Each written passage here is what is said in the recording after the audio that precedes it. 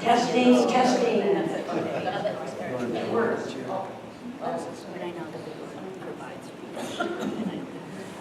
Okay, here we go. We were waiting for Eric Gill, the Local 5 representative, and he isn't here yet, so maybe he'll show up. First up, we have Jane Kelsey. Jane is one of New Zealand's best-known critical commenters on issues of globalization and neoliberalism. She has taught at the University of Auckland since 1979, specializing in socio-legal studies, law and policy, and international economic regulation.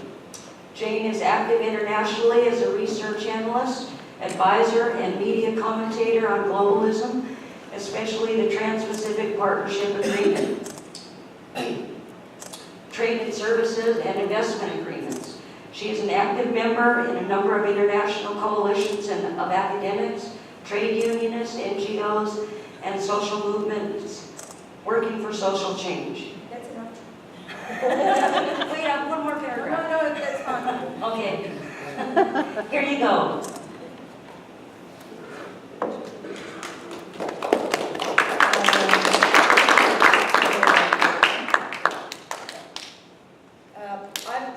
Excuse me, but I'm going to stand up. I've got a very bad cough, and it seems to be worse when I'm sitting down. So I might get through it better if I'm standing up. Kia ora koutou. Ki ngā tangata whenua o tēnei wā, tēnā... Kia ora koutou. Ki ngā tangata whenua o tēnei wā, tēnā koutou, he mihi nui kia koutou. My name is Jane Kelsey. I am from Aotearoa, New Zealand, and firstly I want to pay my respects to the First Nation of this land and thank them for their hospitality in our presence here. I'm going to talk a bit about the big picture of the Trans-Pacific Partnership Agreement. And my colleague Sanya is going to bring the big picture to the local in a number of examples of how this can impact on your daily lives, and I hope between us we can help to bring alive what is happening out at the Marriott today. For 5.5 years now, we've been tracking these negotiations, which are described by their advocates as a 21st century agreement. But it is a 21st century agreement which is designed by and for the 1%. Those who have access to and the ears of, those who are the negotiators and the politicians, are literally the big corporations and their lobbies. When we talk to them about what an agreement for the 21st century should be, we mean it is an agreement that should address the challenges that confront people in the 21st century. That means the challenges of climate change, the challenges of job security, of financial instability, of depleting resources, of how we rebalance the kinds of injustices of the past, especially the injustices of colonialism and imperialism. And that is what, for us, an agreement about the 21st century should do. But that is not what this agreement is about. When we were last in this part of the world in 2011 at the APEC meeting in Honolulu, Hillary Clinton had just published a piece in Foreign Policy where she described America's agenda for the 21st century. And she referred to it as America's Pacific century. And it had what she called two pivots. One pivot was a military pivot.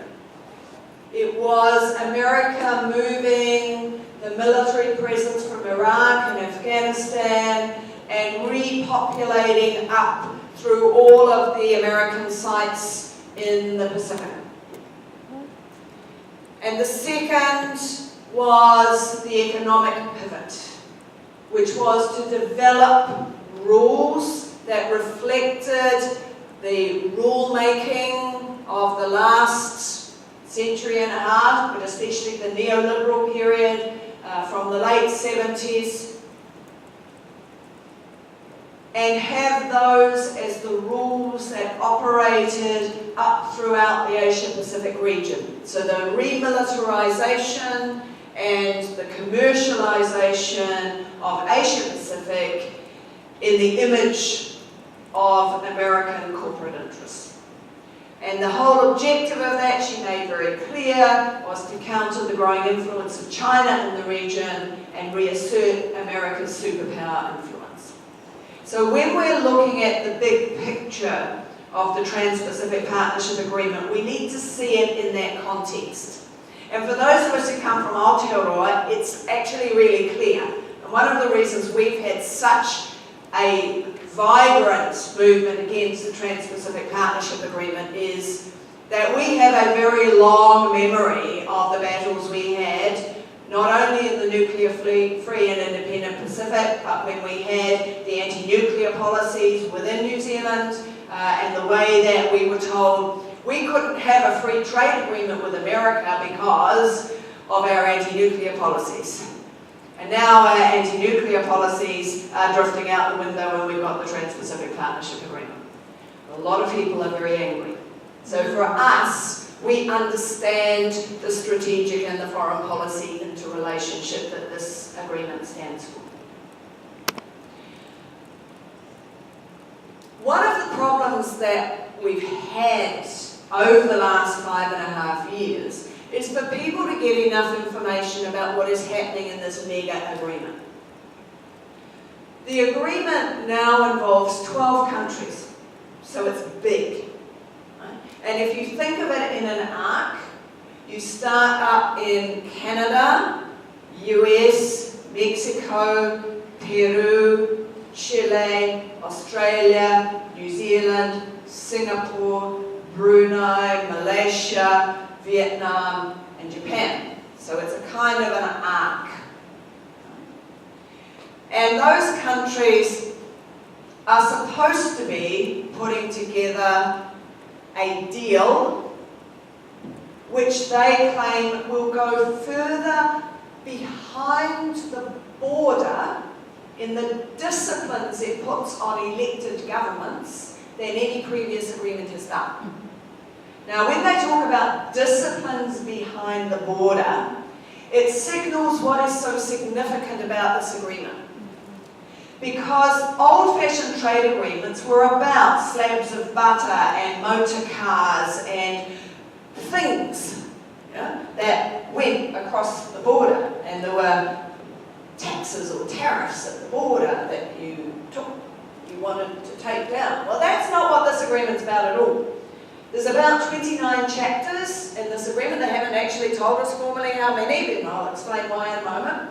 But only about 5 of them are about what you'd call old-fashioned trade. They've got rules about intellectual property that talk about medicines and the internet. They've got rules about government procurement, about the central and local government using tax and ratepayer money to buy local. Rules about financial services and the kind of way that the banks brought us the global financial crisis. Rules about state-owned enterprises and how they should operate. Yeah? Nothing to do with old-fashioned trade. It's about rules that streamline the ability of transnational companies to operate globally and removing the barriers to them. And Sanya is going to give you many examples of that. One of the problems we've had in tracking this is that we know how big it is, but it's secret. When they launched the negotiations in March 2010, the governments that were currently a part of that said, we're going to make an agreement amongst ourselves that none of the information we share with each other, none of the documents, none of the emails, none of the draft texts, none of that will be available to the public for 5 years after the agreement comes into force. So not just until we got the deal, but for 5 years after the deal comes into force.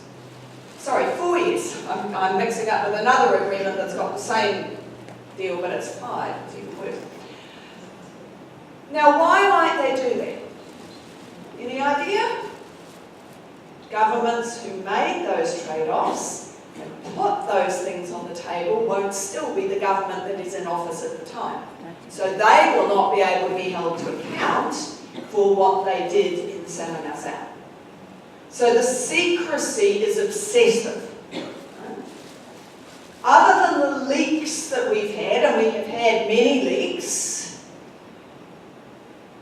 we rely on the information we can glean, and it's slim pickings, to put together the picture of what this mega deal that is our 21st century, that goes further than any deal has done, is actually going to mean for us.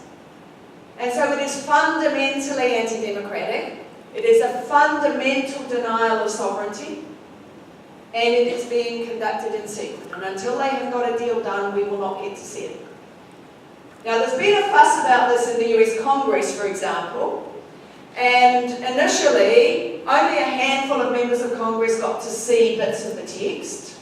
But of course, lots of corporations got to see bits of the text, because they are so-called cleared advisors who sit on the committees that take advice, that give advice to the US government, and they get to see what is actually being done and say, we like this, we don't like this, let's rewrite this for you.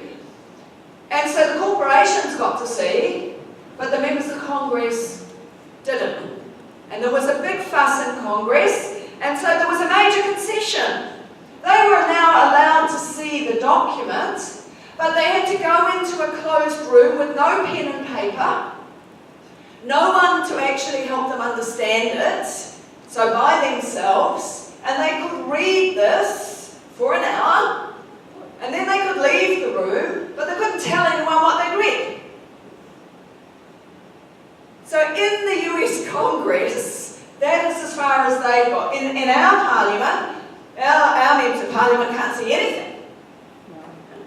Yet, this agreement will put handcuffs on what they are allowed to do into the indefinite future, because the rules in this agreement will not only be enforceable by the other 11 countries to the agreement, but they will be enforceable, as Sanya is going to explain, by foreign investors who are the beneficiaries of these rules, not in our courts, but in secretive offshore tribunals. And so our parliaments, whatever we may think of them, are going to be severely circumscribed for the indefinite future by what is now happening in secret. Let me just very briefly refer to a couple of issues that I know will be of concern to people here that I think Sanya is not going to talk about. Jobs. Jobs are an issue. We know increasingly that we are having unstable jobs because of competition and the driving down in the race to the bottom of the quest for profits and the quest for lower wages and contracting people so that there is not only a lack of security but also a lack of access to health insurance and other kinds of pensions and so on. But we know increasingly as the technology has changed that we end up with offshoring of jobs as well. So jobs that will be done locally and our jobs that will be done outside the country. This is called e-commerce. And there is a special new chapter on e-commerce, we believe, in this agreement, and we've seen a leaked version in a parallel agreement, which we think is pretty much the same.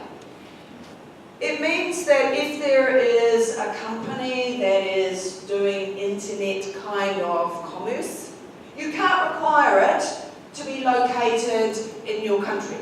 Right? You can't require it even to have a representative in your country. That means that not only do the jobs go, but you have no ability to set the regulation, you know, what kind of quality standards there might need to be, what kind of accountability and consumer protection there might be, and so on, because it's off there. In addition, you can't require even the information about you that they're using to be held inside the country. Now, I know that America doesn't have the greatest of privacy laws, but if you want to tighten those up, you will have a big problem, because they can just ship the data off to some country that has no laws. We aren't that keen on our information going to the US, not only because you have lousy privacy laws, but you have very good spy laws. And if we've learned anything from the Snowden exposés, we know the kind of trawling that happens of the metadata that is seemingly innocuous, but is trawled and used against us, and especially those of us who do things governments don't like. And so this e-commerce chapter is a real kind of worry. And we should know it's there, and we should know what's in it. But we're not being told, and we won't be told until it's out there. A second one that I just wanted to refer to very briefly is about financial crises. Now we know with the implosion that happened 5 years ago now, 7 years ago now, God, it seems like yesterday, that it can happen again any time, because there has been minimal re-regulation of the finance industry. Well, you bet your bottom dollar that the banks and the insurers and the range of others, from the PayPals to the Visa and so on, are at that table advising the US government exactly what needs to be in the Trans-Pacific Partnership Agreement. And rather than going back and changing the rules so that we have more stability and we don't repeat the problems of last time, of too big to fail and being too interconnected and all of that stuff, it's going to be worse. And they're going to have more extensive protections, and linked to the e-commerce chapter, they're going to be able to move their money and hold that information anywhere that they want. And at a time when we really need to be rethinking these things, we're actually locking our governments into really dangerous kinds of policies. So let me just, I just wanted to give you those examples because I know that Sanya and Juliet were going to touch on those. But I just want to close by telling you where the negotiations are up to and what is happening to fight this in various places. We have the presidential election cycle on our side. President Obama needs to have a deal, or wants to have a deal, that he can claim for some reason as his legacy.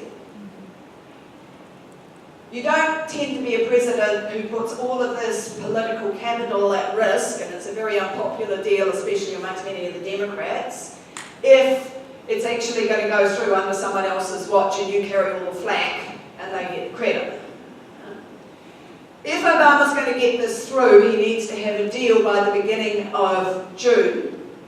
Otherwise, he's not going to be able to get it through. And he's not getting the deal. He has a problem that the two big elephants in the room, the US and Japan, have not been able to reach an agreement. It's quite possible they may not be able to reach an agreement, and that's not solely going to be about commercial interests of agriculture and automobiles and so on. It's because the Japanese don't want to reach a deal with the US, knowing that the US Congress can pick it apart. The US Congress has authority over trade. The President can have something called fast-track authority. That means the Congress has to accept or reject the deal as a whole. Can't pick it apart. President doesn't have that. The bill asking for that is still not before the Congress.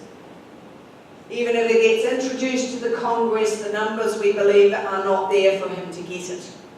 So who in their right mind would enter a final deal with the US with your trade-offs, knowing that the Congress can say, oh yes, we'll have that bit, but we want you to give more on that, and we don't like that, so we're not going to have that bit. And so your final deal where you've made your concessions becomes the semi-final deal where you have to give more and the US gets to take back. But that's not the end of it either, and the Japanese are really well aware that there is another dirty little secret, as we call it, in the way that free trade agreements operate in the US.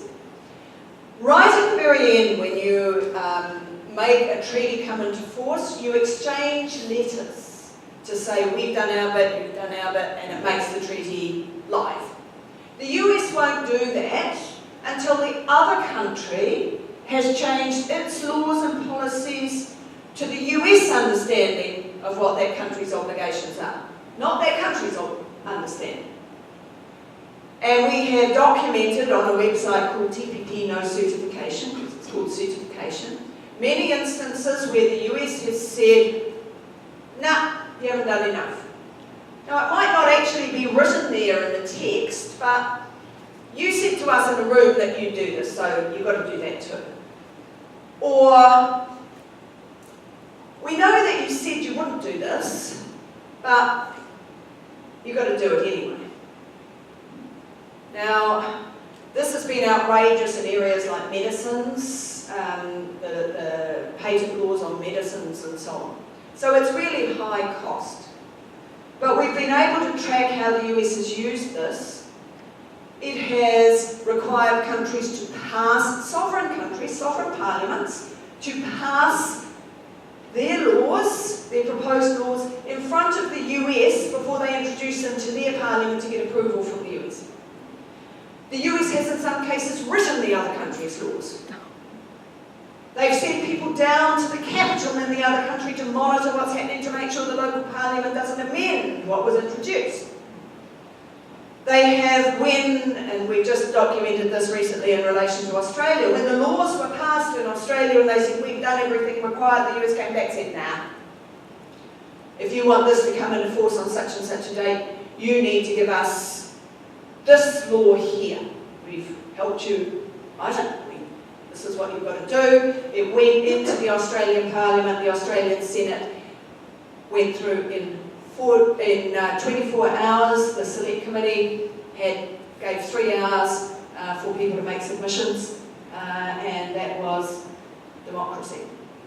And so the Japanese know that a deal is not a deal is not a deal, and they don't want to do this. But we know that politicians are fickle.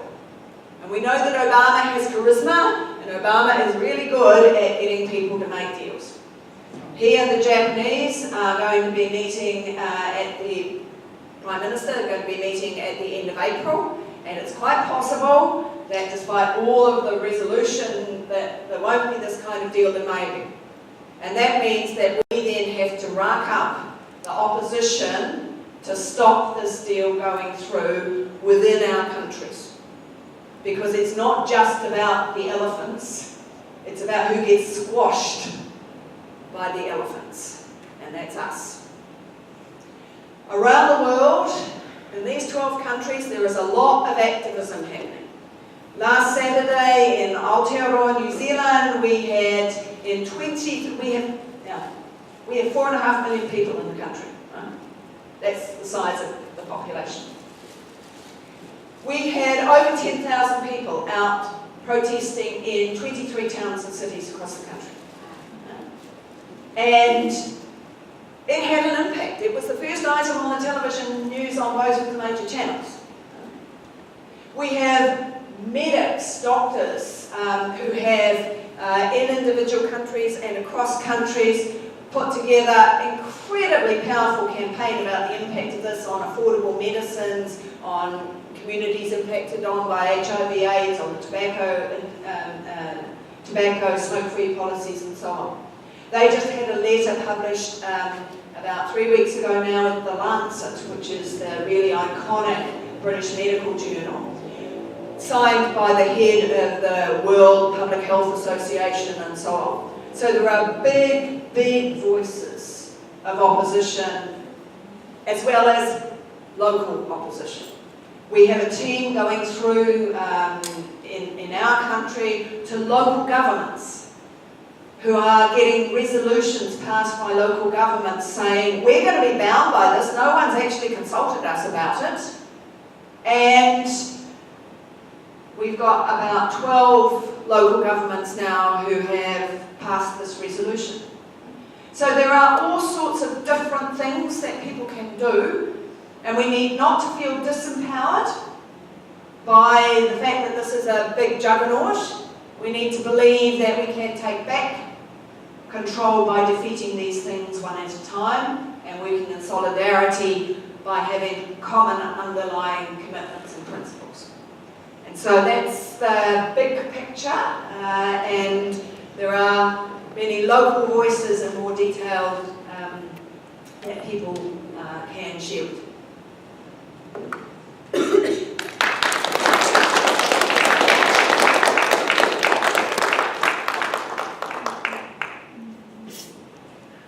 And next up is Sanya Reid-Smith. She's a senior research and legal advisor to Third World Network, an international coalition specializing in development issues and the North-South affairs that was formed in 1984 in Penang, Malaysia. She has traveled the world in tireless advocacy for poor people in developing nations on topics including access to medicine, women's rights, and environmental sustainability. Thank you, Sanya. Mahalo, and thank you all for making time on Friday night. I'm sorry, that's the only word I know in Hawaiian, but I'm very pleased to be here. It's my first trip to Hawaii, and it's a beautiful place. And thank you to all the organisers for their efforts. So what I'll be looking at is where the TPP goes beyond past American trade agreements. Is that better? Yeah. It's on. And how it could affect Hawaii. So I'm not an expert on the situation here, the economic situation, the social situation. I'll just give some general ideas from what I've been learning when I've been talking to people here. And also some of the existing things that might expose you to more liability this time round, and some of the existing things that the US government has agreed to in the past, but we now know is a problem and you may not want to repeat mistakes.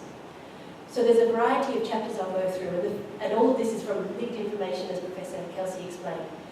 The first one is, for the first time, there is a biotechnology annex in the Trans-Pacific Partnership Agreement. We have no idea what is in it, but presumably it's something about GMOs and genetic engineering. Is it about the approval of GMOs for cultivation? Would it cover Hawaii?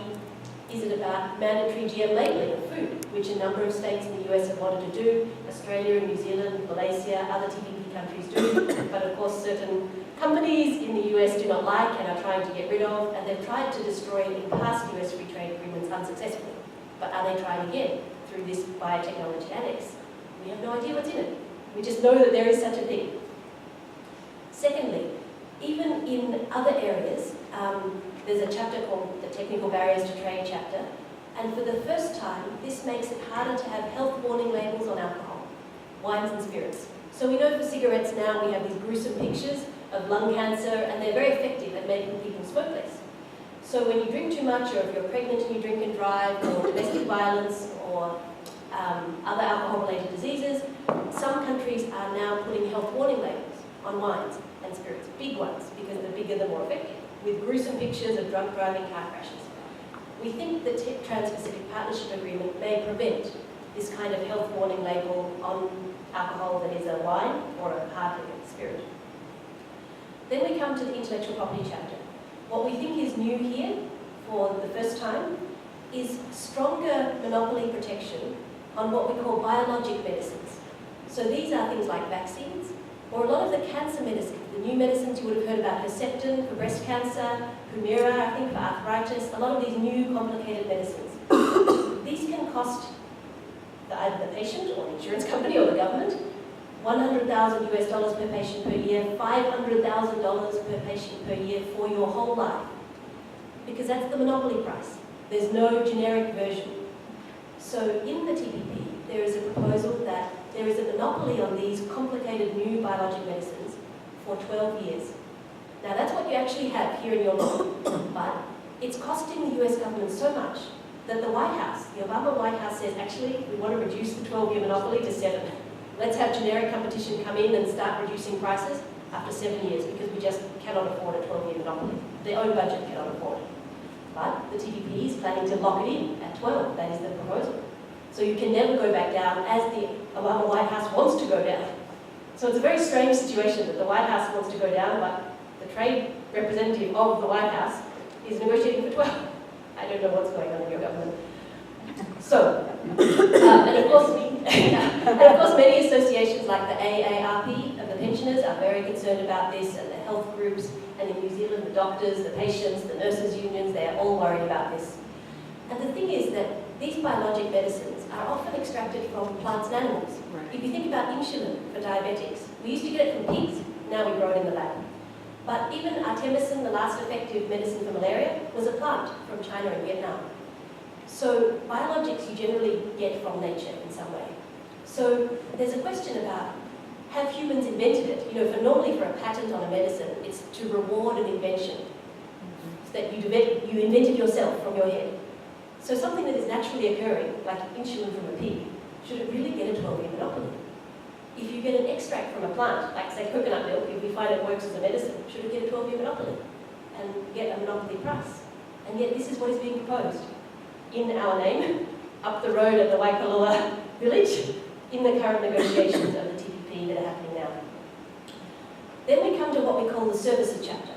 So services you can think of as everything you cannot drop on your foot. So water, electricity, education, healthcare, tourism, mining, all these things can be services. And here the new thing is, New Zealand is in the Trans-Pacific Partnership Agreement. And I'm sorry, Professor Kelsey, but your government is the most deregulatory about services. Don't ask me why. Because these same rules are being negotiated at the international level, at the World Trade Organization, and New Zealand is aggressively trying to stop governments from regulating services. So this could be anything from your water quality, how clean, how much E. coli pollution, to how many hospital beds per room, how many patients per nurse, whether you can require Hawaiian to be taught in schools or nurses to speak Hawaiian, all of these kinds of regulations. And also, how much you pay. Can you set a maximum price for water and electricity to make it affordable, or a landline phone connection? The New Zealand government does not want these kinds of regulations. Don't ask me why. And because they're in the TPP, for the first time, we think you are going to be faced with pushes to restrict your ability to regulate services. And so the services chapter is strictly binding on all levels of government. So not just national regulations, but Hawaiian state regulations, or even county regulations. And this is more than at the international level. So what does this mean for home rule? If you want to be able to regulate at the state or county level, and yet, thanks to New Zealand, you may be restricted in your ability to regulate. But there's another aspect in this chapter. It may restrict the ability to use services licensing fees to raise money for the government. So what is this? Like a liquor license for a restaurant or a bar or a hotel, or a motor mechanic license, or a license to have a mine, or whatever you need licenses for, hospital. So apparently in Hawaii, your Department of Commerce and Consumer Affairs, the DCCA that protects consumers, is partly funded from these licensing fees. But we think that New Zealand wants to say that licensing fees should just be to cover the cost of issuing the license, printing the piece of paper, $10, and enforcing it. Go around and check that the bar closes at midnight. You cannot use it to raise revenue if it applies to the relevant sectors. So where is the Department of Consumer Affairs going to get their money from? And I had a quick look, and the Honolulu government gets $55 million a year from licensing fees, revenue, to run all the services that the Honolulu government provides. If they don't get that anymore, where are they going to make the money from? Is the Obama government going to pay, since they're the ones who signed the treaty that took the money away from Honolulu and the Hawaiian state government? So then we come to the investment chapter. So this is about protecting foreign investors. Some people call it a Bill of Rights for foreign investors. And this would be investors from other TPP countries, like Japan. So Japanese companies who have golf courses or hotels in the Big Island or anywhere else in Hawaii. So for the first time in this treaty, you will be exposed to legal liability, being sued by investors from 5 new countries, including Japan. So it's a more chance to be sued under this chapter. And again, it's strictly binding on all levels of government.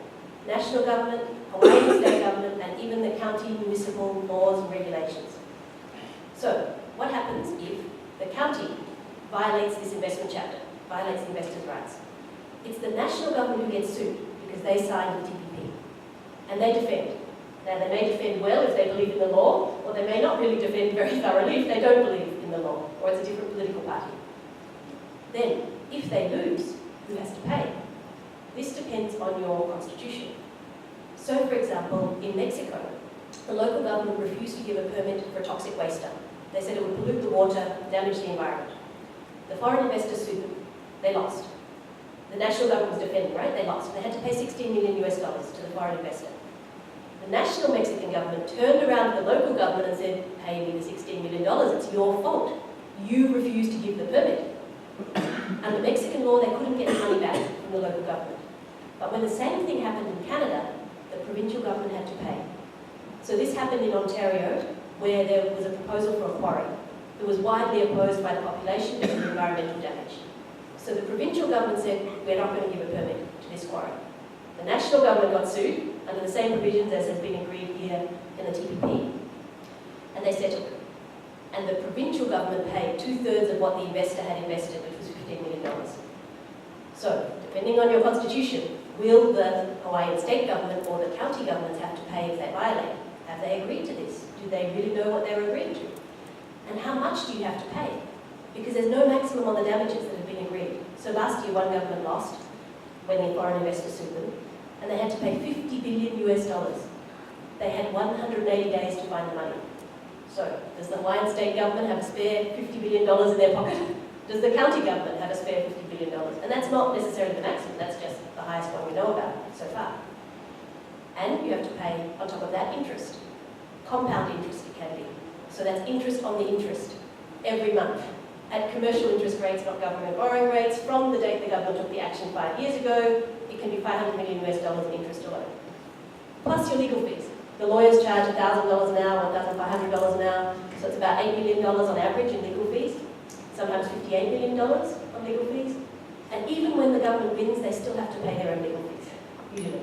If the investor wins, usually the government has to pay the investor's legal fees. So it's heads, the government loses, tails, the investor wins. Then, what are the kinds of cases that we've seen? Well, firstly, what about if you wanted to restrict the amount of land that foreigners can own in Hawaii or on the Big Island? Because you're worried about the pushing up of real estate prices or absentee landlords or offshore corporations. You cannot restrict that because it would violate the TPP, unless you get an exception that all the other TPP country governments agree to. What about fishing? The TPP will allow foreign boats from the other TPP countries, including Japan, to fish as much as they want in Hawaiian waters, unless you get an exception that all the other TPP countries agree to, including Japan. If you're interested in the impact on water, Professor Kelsey can explain about whether the foreign investors from TPP countries can take as much water as they want from Hawaii, unless you get an exception. But it's not just this. For example, some of you might have heard about the Tobin tax, the financial transaction tax, as a way of raising money when the hot money speculators come and go. It's something that Europe is thinking about doing, and some of the US senators, like Senator Warren, want to do. Illegal under the TPP. Not possible, you can't introduce it. So what about the other kinds of actions that a government might want to take? So the rest of this investment chapter is basically, it protects foreign investors, and you think, okay, that's like bricks and mortar, an actual hotel or a mine or a golf course. Yes, that is protected as a foreign investment, but also other things, like a license to have a mine or a license to grow GMO crops, profits, future profits, expected profits, these are all protected investments. Then the rules say, there's one that, and this, what I'm explaining now has already been agreed in the TPP, in this chapter. It's just a question of whether they sign it. But these provisions have already been agreed. There's something called treat the foreign investor fairly and equitably. Sounds very nice. Of course we should treat them fairly and equitably. But when you look at how this has been interpreted, some tribunals, some international courts, have said foreign investors to be treated fairly and equitably, they must have constant laws and regulations for the whole time they are here. So if the Japanese hotel came to Hawaii 10 years ago, it has to have the same laws and regulations until it leaves in 29 years' time. Even if we find out that, for example, there's a water shortage and we want to restrict the amount of water they can use for golf courses, too bad. Doesn't matter why. For example, you remember BPA in baby bottles? We just found out it's dangerous, we banned it. New information. That's not fair to the foreign investor. You have changed the laws and regulations. Unfair to them. Thalidomide. Now we know we can't give it to pregnant women. Vioxx, we know we can't give it to anybody. Where it's often new information about dangerous chemicals. Or we have something called a financial crisis. Unexpected external circumstance, we have to re-regulate. Climate change. Oh, let's regulate. You may not be able to if that's fair and equitable treatment interpretation that is taken. Then there's an expropriation provision that says you can't reduce the value of the foreign investor's investment, like his profits. They have to have an exception for tax, obviously. Partial exception. So how is all of this enforced?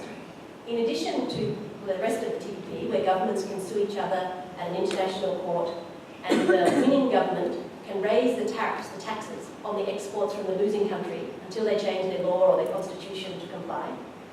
The investment chapter has another thing, where the investor can sue the government directly, the foreign investor, at an international court for money, unlimited money. Like we heard last year, $50 billion in one case, plus the compound interest and so on. At a court where they don't have sufficient conflict of interest rules. So there has been a case, more than one case, where one of the three judges was on the board of directors of the parent company of the investor who was suing in that case. She did not disclose. A bit of a conflict of interest, right? She did not withdraw from the case. The case went on, the investor won, the government defending found out, and they said, please, appeal, come on, how can she be my judge? She's associated with the guy who's suing me. On appeal, they said, you know, the poor investor, the case has gone on so long, we trust the judge to do the right thing, the investor still wins. The same judge went on to do the same thing in another case, A-OK, no problem. And in your name, down the road, or they've already agreed, that this is okay. The investor can choose to go to that court, which has those non-existent conflict of interest rules, with no additional conflict of interest rules. The US government is happy to be sued at such a tribunal, where the judge can be affiliated with the person who is suing the US government. So, what has happened in these kinds of cases? The German government got sued and realised this is a problem, and now they are opposing this system where the investors can sue them in the free trade agreement between Europe and the US. They've said no more. And the reason why is because they were sued twice. The first case was about climate change measures they took for coal-fired electricity plants, and they settled. They watered down their environmental regulations. The second time they were sued, remember the Fukushima disaster in Japan?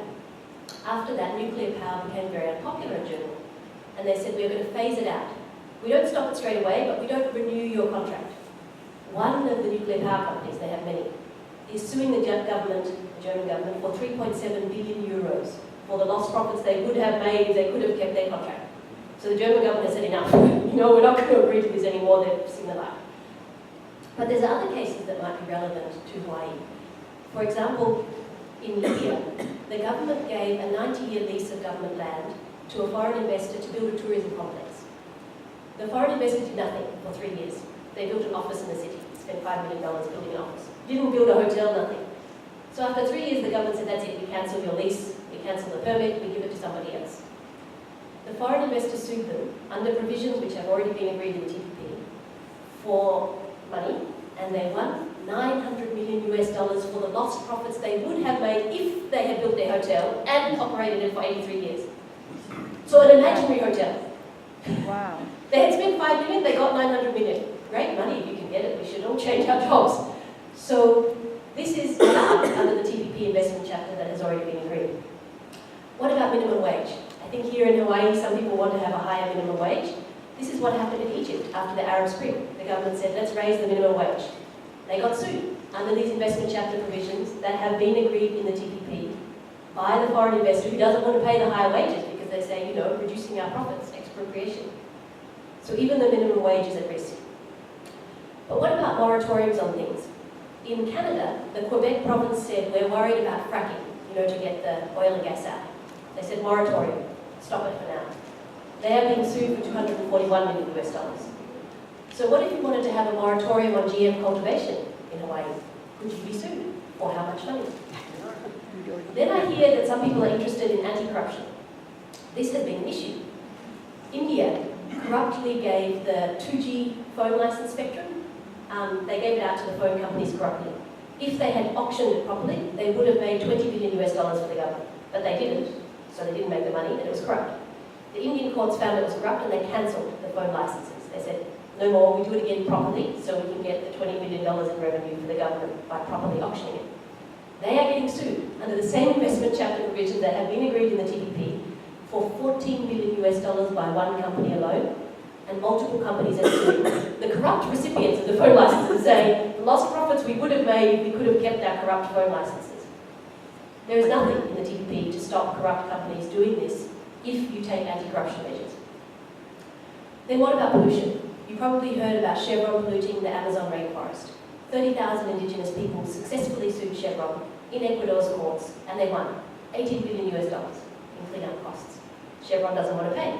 So they are effectively appealing under the provisions that have been agreed in the investment chapter to say, if you make us pay this fine, it's expropriating our profits by $18 billion, the government should pay Chevron, who is the polluter. And this is not the last of the cases. For example, the Occidental Oil Company broke the law in Ecuador. Ecuador punished them by cancelling the permit, as they're allowed under the law. The law-breaking oil company sued the government under these equivalent investment chapter provisions and won. The Ecuador government has to pay the lawbreaker $2.4 billion US. So you can see a pattern. This is called pay the lawbreaker, pay the polluter, and this is allowed under TPP. Pay the corrupt companies, pay the lawbreaker, pay the environmental polluter. There is nothing stopping them from suing and winning. But you don't even have to be sued. You can just be chilled with a threat of being sued. And this has happened to governments from Canada to Uruguay. For example, Uruguay wanted to do some tobacco control measures, like put big gruesome warnings on the cigarette packets. They got sued by Philip Morris under these equivalent provisions. And they said, we can't afford to pay the lawyers $1,500 an hour. We're just going to give up. Let the tobacco companies sell without any health warning labels or with small ones. We can't afford to fight this case. So they could only afford to fight when Mayor Bloomberg from New York came in and paid their legal defense fees. Otherwise, they would have given up. But Bloomberg can't pay everybody's legal fees. Australia is being sued for their plain packaging of cigarettes, where you have no brand at all. It's just a dark green colour with health warnings, for billions of dollars just for that tobacco control. So in the TPP, there are actually some countries who want to be able to restrict smoking and tobacco control. So they proposed a very good exception that would, for tobacco control, that would mean nothing in the TPP 29 chapters can stop you regulating cigarettes. But guess who is opposing? The US government. Because the tobacco companies have been lobbying in Congress. So even these kinds of obvious things that would make it less bad, so that Philip Morris can't sue the countries in the TPP, or Japan Tobacco can't sue the countries in the TPP for doing regulation, have not been agreed by the US government. So I'm happy to discuss any other areas you're interested in.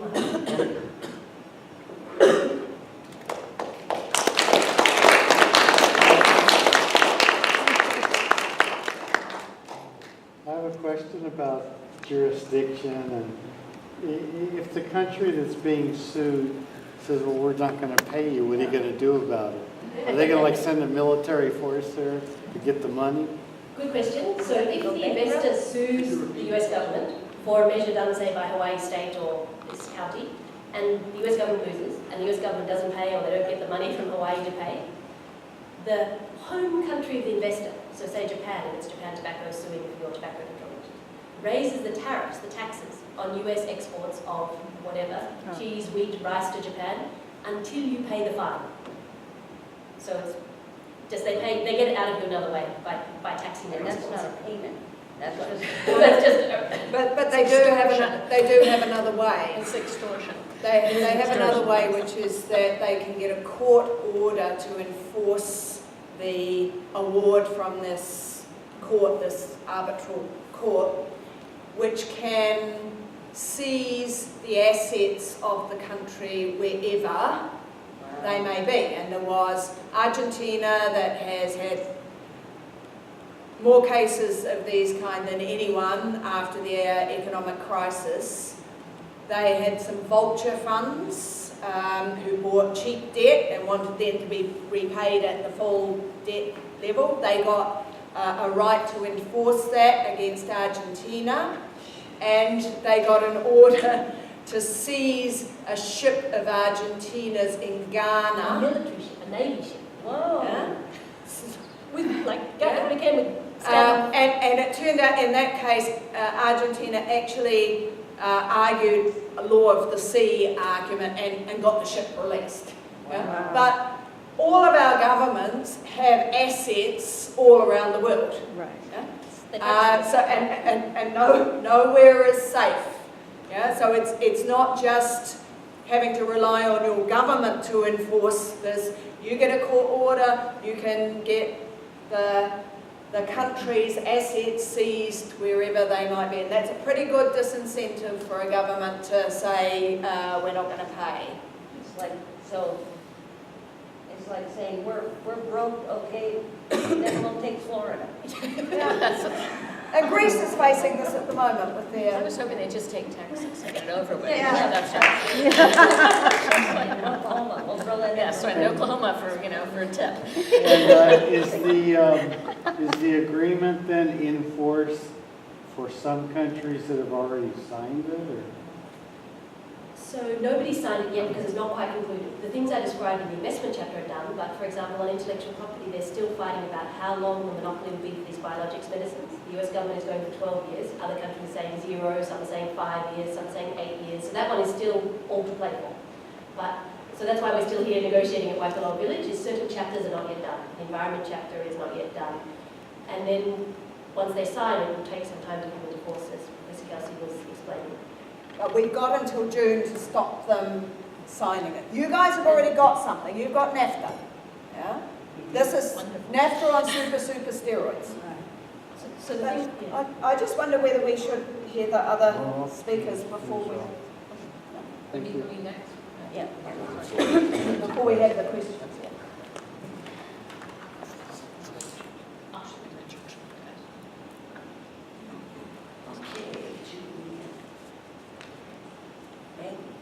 Yes. Juliet Begley is an immigrant to the United States. As a small child, she came to Los Angeles from Toronto, and prior to that, Great Britain. She was educated at a small girls' school in Pasadena, and then went on to Occidental College, studied political science and economics along with Obama. And in 1989, she sold her home in Pasadena, came to Hawaii on Air America, and for the last 25 years, she has lived in Oahu.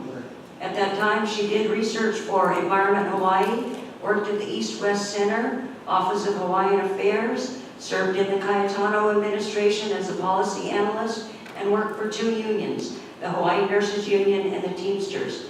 Juliet has been involved in a number of issues in the state. The most noticeable ones are being the death with dignity and medical marijuana.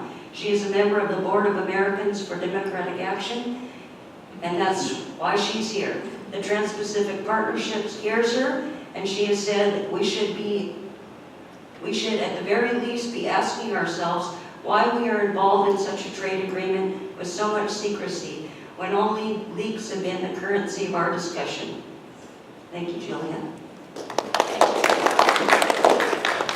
Unlike the knowledgeable people over here that really don't have to look at their notes or necessarily read something, I'm one of those people that lacks the what do you call it, the background completely. But anyway, I'm here, as I said, because I'm a member of the board of Americans for Democratic Action. So I'm going to give ourselves a plug, so pardon me 2 minutes. We don't have a group within the Big Island, but the National ADA got in touch with me and said, you know, this is one of our issues that we have on our National ADA policy scope, and we need someone to be there to talk about it. So I said, oh, okay, They pretty much said, I'm pretty much it as far as ADA goes for the Big Island. I would say ADA believes that these trade measures will essentially destroy the fabric of our democracy. So that's fundamentally why the ADA is involved in this.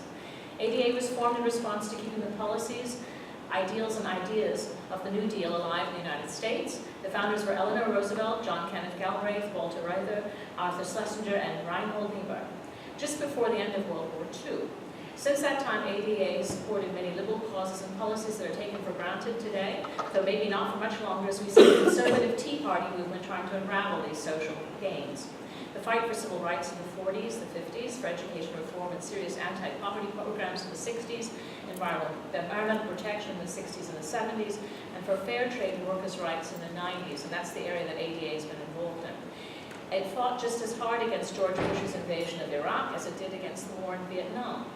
And it was a vanguard in opposing the unjust economic and social policies of Richard Nixon, Ronald Reagan, and both Bushes, not to mention the sorts of Wall Street deregulation that was brought us in 2008, the worst financial crisis since the 30s. So, opposition to the Trans-Pacific Partnership Agreement is a natural alliance, given the years of political action by ADA and the principles of democracy and leadership that ADA has espoused. The ADA in Hawaii is reconstituted about 15 years ago, and we've had some quite notable members, John and Patsy Mink, and Patsy Mink was the national president, Neil Abercrombie and Jean King. Currently we have about 150 members, most of them I think are unaware. So anyway, well, it's fair to say I'm not the most knowledgeable one here with regard to the TPP.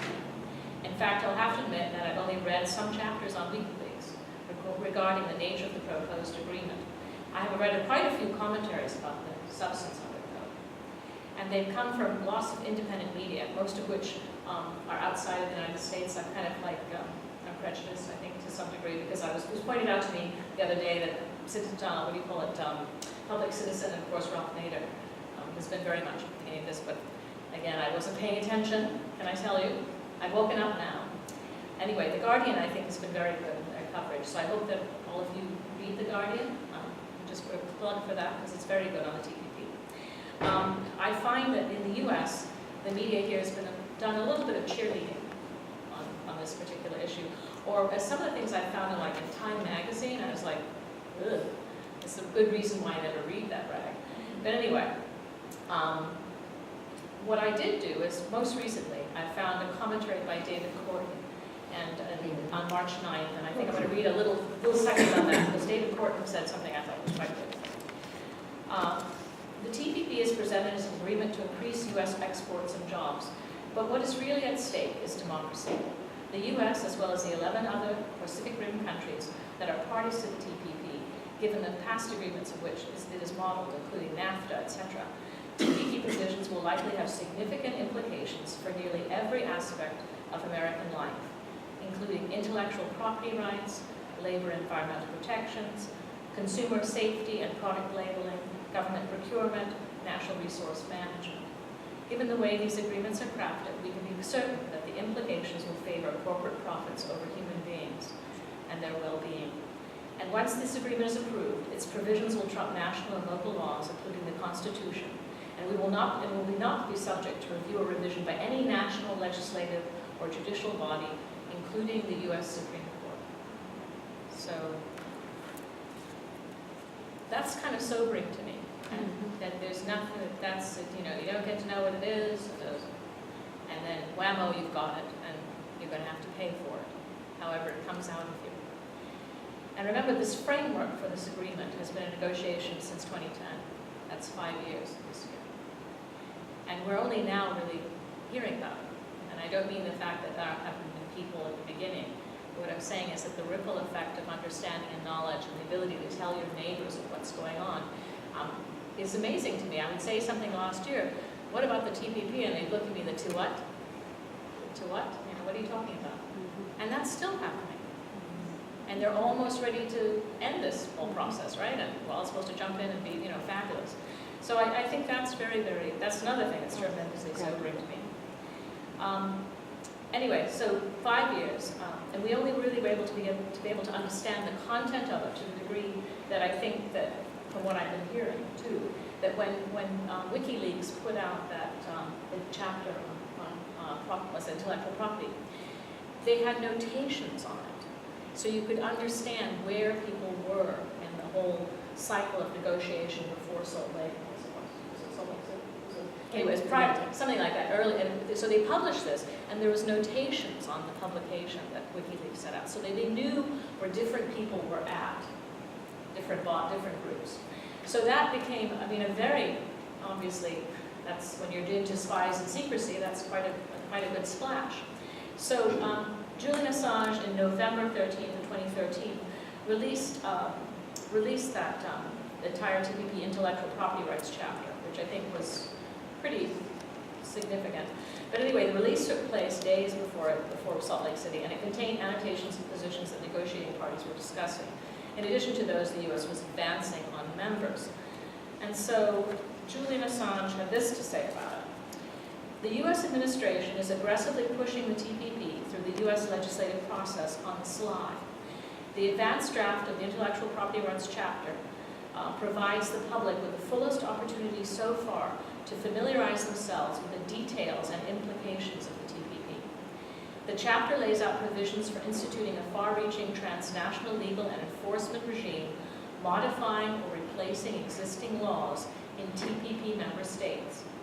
The chapter's subsections include agreements relating to patents, who may produce goods or drugs, copyright, who may transmit information, trademarks, who may describe the information or goods as authentic, and industrial design. However, the longest section of it, and that is enforcement. It's devoted to detailing new policing measures with far-reaching implications for individual rights, civil liberties, publishers, internet service providers, internet privacy, as well as the creative, intellectual, biological, and environmental commons. Particular measures proposed include supranational litigation tribunals to which sovereign national courts are expected to defer, but which have no human rights safeguards. The TPP Intellectual Property Chapter states that these courts can conduct hearings with secret evidence. Secret evidence. That's scary. What is that? It's making it sound like Guantanamo for trade. Okay? I mean, it's just like secret evidence. And the Intellectual Property Chapters also replicates many of the surveillance and enforcement provisions from the shelved SOPA and ACTA treaties. Now, I don't know if this has changed since then. Maybe something of this has changed, because again, this is 2 years ago, just under 2 years ago. But I mean, that should cause somebody to be a little sobering, something like that. Anyway, in response to the release of the Assanges, I was reading also the Guardian's Dan Gilmore, and he stated, I'm just putting a couple of quotes that he had from his article too. The medical industry has a stake in this outcome too, with credible critics saying it would raise drug prices and, according to another analysis, give surgeons patent protection for their procedures. I mean, just as patent protection for the procedures. I mean, I think that's really interesting. The draft confirms that the negotiating parties are prepared to expand the reach of intellectual property rights and shrink consumer rights and safeguards. So that's a given, right? Anyway, since I've been speaking in a very abbreviated manner, understand that TPP is an embodiment of what happens when government and corporate interests collude. We lose. And remember, had WikiLeaks not released an annotated draft, we would not be speaking about it with the same level of clarity as we do today. I don't know if that's necessarily true, but I think to some degree it must be, because when you release something like that on the internet, anyone can link it and read it. So to me, that's an incredible, that's helpful. Anyway, TPP is a vehicle to undermine the government as we know it today, with the beneficiaries being corporations over people. Or there's another more cogent way of stating this dynamic. If you don't like Citizens United, which has codified further corporate personhood, you really won't like TPP, because that means corporate nationhood. ADA encourages you to write to Hirono and Johns and state that you do not want the Trans-Pacific Partnership Agreement, or any fast-tracking of it. Please also send emails to your state legislator here in Hawaii. There's a Hawaii legislature resolution in support of the TPP. Tell them it's not okay. We don't want anything to do with the treaty. And please look up the ADA Hawaii chapter on Facebook and our national ADA website, on the internet for further facts and greater details that I've been able to express here this evening. Thanks very much.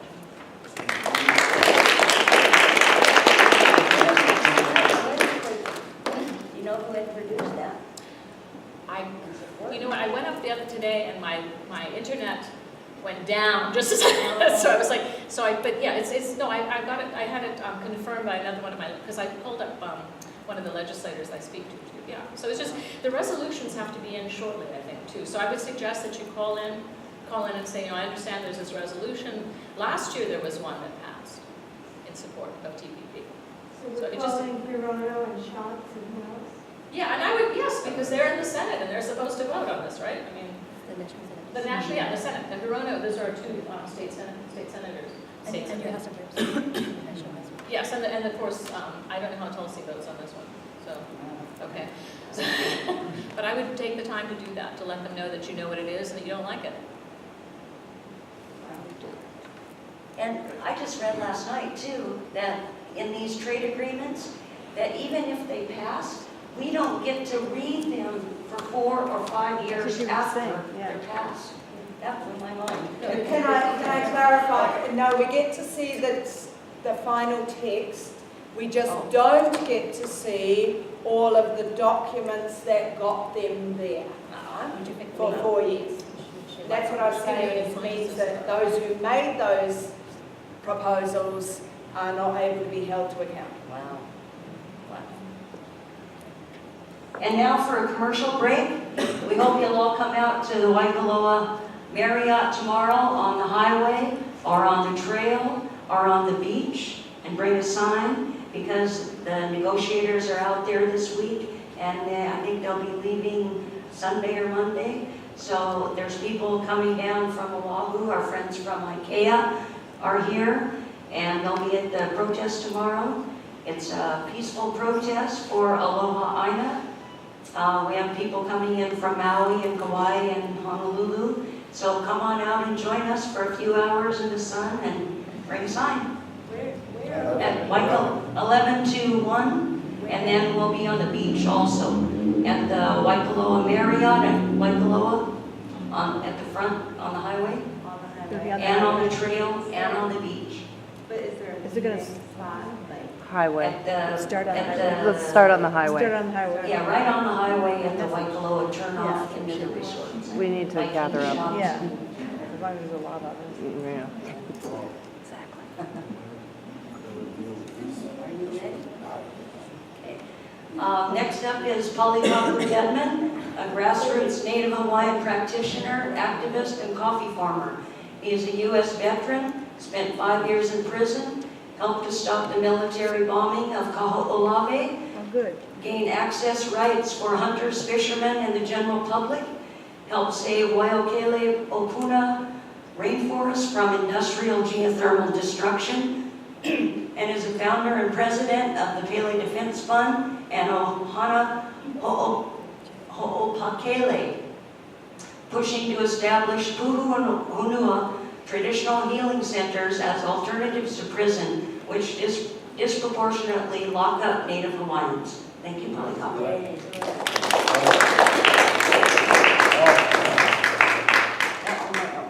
What are we going to do at home now?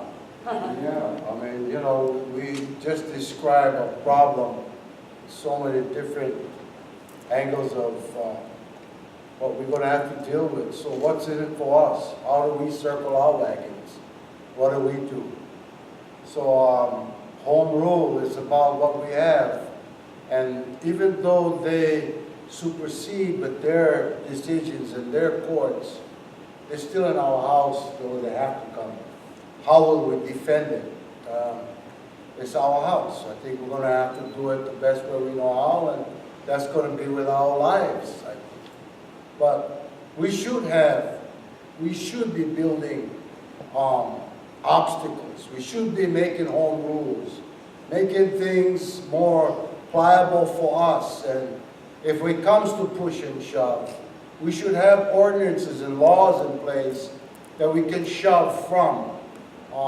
Being an activist for many years, I've learned that if you're holding a sign demonstrating, you're kind of too late, okay? I realized that in many years of this, that the laws or the permits or the permission that was given to do these things that you're protesting starts at the government level. So we got to be more persistent in pushing our elected officials in creating more obstacles or making more home rule or really tightening our wagons to support ourselves in the future and our kids' future and the island's future. I listened to this and I kind of feel as a Hawaiian that there was corporate business in the beginning. There were a lot of government not telling us what they're doing and just impose their ideas. They brought foreigners from all over the world. I mean, I see this, listening to this, I look at ourselves as Hawaiians and what we went through in our history and how what everybody's afraid of now happened to us. Well, what do you want to just painting a different color? It's the same action, okay? So what do we do now? I mean, as a Hawaiian, I know they never correct the wrong. They have never fixed our land problem that belongs to us. We're still heavy in social statistics as being fifth in the population, but majorities in social problems and social predicaments. So we got our struggles as just living daily lives. Now, we still have to stand in solidarity with everybody and fight this issue and start looking about now. How does it feel? A little bit threatened? Well, try to live with that for a couple hundred years, okay? So now I have to say that we got to do it together. I mean, we couldn't do it by ourselves and we haven't fixed it yet. But these kind of things coming down the road, the way they're talking, sometimes I think, I wish we were sovereign because we wouldn't be part of the agreement, okay? So, but we're not. We tried to push for it, get hard time by everybody being nervous. So now we got to deal with it. So I'm for making a lot of home rules, creating a lot of ordinances in our county that protect ourselves from intrusion. I used an example the other night on the super ferry, how that was approved, and that went on one island, and while everybody's working, they went all your OP, your crab, and every resource, because the truck came on the super ferry and went raid everything while you're working. Then when you get off work, it got on the super ferry and went back to Oahu. So we know what happens when we don't have home rule, when we don't protect our resources. This island here and the resources is way before 59 in statehood. It was way before that. So I think that we who live here, born here, been here for hundreds of years, have a responsibility, and these resources on the Big Island now belongs to us, the Big Island people. And we should be more strong in protecting it, not allowing the state to impose their ways, their laws, and come tell us this is how we're going to run your forest, this is how we're going to run your beach, this is how we're going to take care of all your gathering rights. So I think we got to do more home rule. We've got to be, at least build one stone. If we're going to make a stone wall, we got to stop putting it one at a time. Well, let's put a bunch of them there, and get referendums on our voting ballots to start making tougher things. You don't see the county here. I don't see Billy here. And I didn't see the county council here, in Hilo or here. So maybe I think they're ignorant about it. With some of them say, I don't know what this is all about. So they're going to play that card about that. So I'm just saying that we got to start thinking about ourselves. Got to stop circling our wagons. It's not about being anti-other islands, but it's been about pro-our-island protection. And make some rules. Make our so-called representatives responsible. Let them know about how we feel. And county should pass resolutions. The state should pass resolutions. But we got to get tougher than just resolutions. We got to start making law. We start making our own ordinances and our own rules for our island. That stuff we're listening to is like, wow. So what are we gonna do? Can't get overwhelmed by that big problem. So we're gonna just circle our wagons and get more tight as island people, start making more of our own house rules, like I said, and get the mayor more responsible for taking care of the future. And I think this is a big attack on our future, man. Maybe it won't nip our okoles, maybe it will, depending on how long our okole gonna be here. But the kids, come on, we got a responsibility for the future. And they own this island, and we gotta start being more strong about why we all live here. So find solidarity and common ground with everybody, and let's look at taking care of our island and be more strong about it. And that's everything, right? The jobs, our beaches, the resources. Let's do that way, and kind of not get all bossed up about this, because it is overwhelming when you hear that you just nobody and they can just do anything they feel like doing. So I think we better start standing up for something. And if it, like I say, come to push and shove, I wouldn't mind jumping off something that we created as our rules and laws and defend that than have nothing at all. So I'll just make it short. So just looking at remedy, because this stuff is kind of too big and sore. So we gotta just get ready for it. Don't wait till it comes. So, and we can do it ourselves as island people. Don't depend on government to do it. We're supposed to be running government, but we ain't. Make our county council stand up, make them start moving things right away. All our organizations that we belong to, start doing something and letting our senators in Washington, D.C. know, House people, our governor. We belong to groups. I don't care if it's allows, it's fishing groups, it's unions, it's everybody. We gotta show solidarity and make our voice strong. Like I say, you cannot just keep holding signs, you know. We're gonna run out of that, sign holders. So let's get more tough. And that's how I like to end it. Thank you.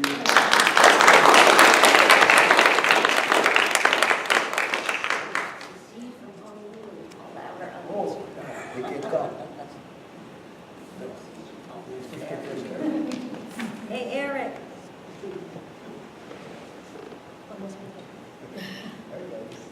Let's see. Eric, come on up. Hi, everybody. Sorry, I'm late.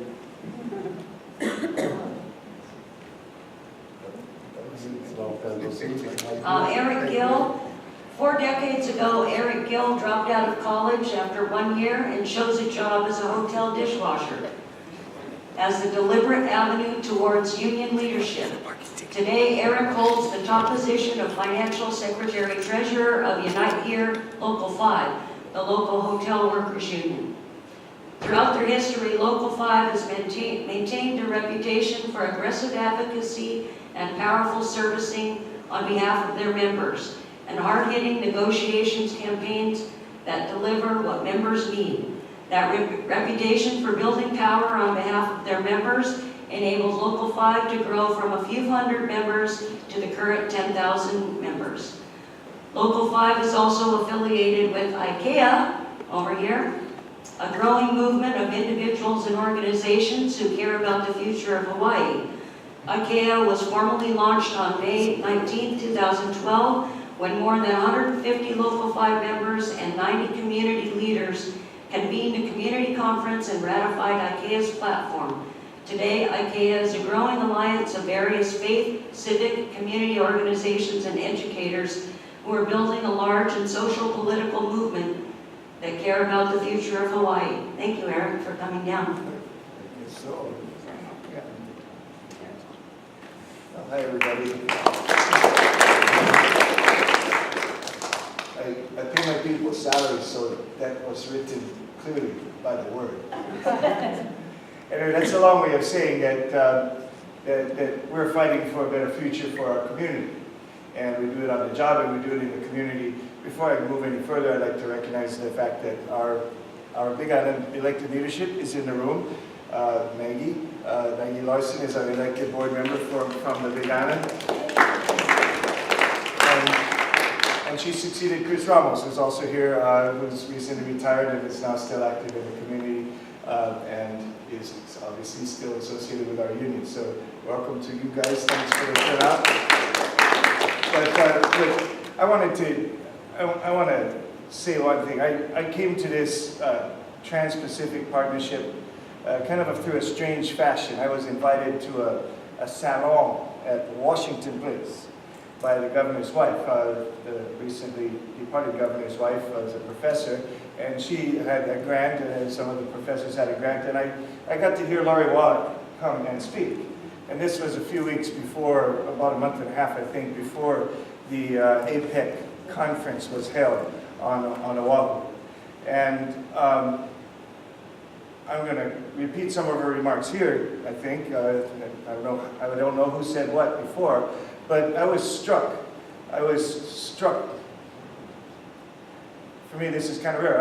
I was struck speechless by what she said was in this treaty, and the implications it had for all of us who have spent so much time and effort trying to build a better community, to painstakingly build enough political juice to be able to enact reforms and create laws and things that actually protect us. And this treaty could sweep all of that aside. And I was shocked, and back to my brother's remarks, what came out of my mouth, I said, look, I've never heard a better argument for Hawaii's independence ever. Because the United States is selling us down the river, and the rest of the globe as well.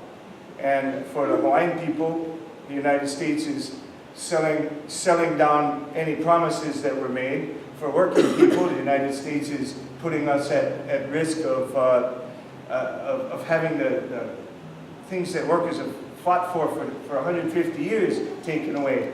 For my family, my dad wrote the zoning laws back in the late 50s, and the land use ordinances, and much of that has been turned to bad purpose in the years since, but it was the first in the nation attempt to restrict land development and create a development pattern that would actually serve the community. And that's being swept away. I'm here not just for my union, but for my mom. You know, my mom spent her life supporting that kind of fight. And she's old now, and a few years ago, what kept her alive was the fact that this state tried to create the Public Land Development Corporation, which would allow a detour around zoning laws and basically fast-track zoning decisions so that regular people, working people, Hawaiian people, all of us, wouldn't have the opportunity to speak to changes being made. And that's what's happening on this treaty now. The fight right now is whether or not Congress is going to let the president present them with a fact accomplished, vote up or down within 60 days, and they don't even get the chance to amend the bill. Yeah, they haven't read it yet. And they're keeping it secret because all the nasty stuff that's in it. And, you know, to kind of repeat some of what Laurie was saying that shocked me, is like, there's like 28 or 30 different sections of this treaty, and one of them talks about trade. The rest of them, under the heading of trade, is an attack on everything that we've built.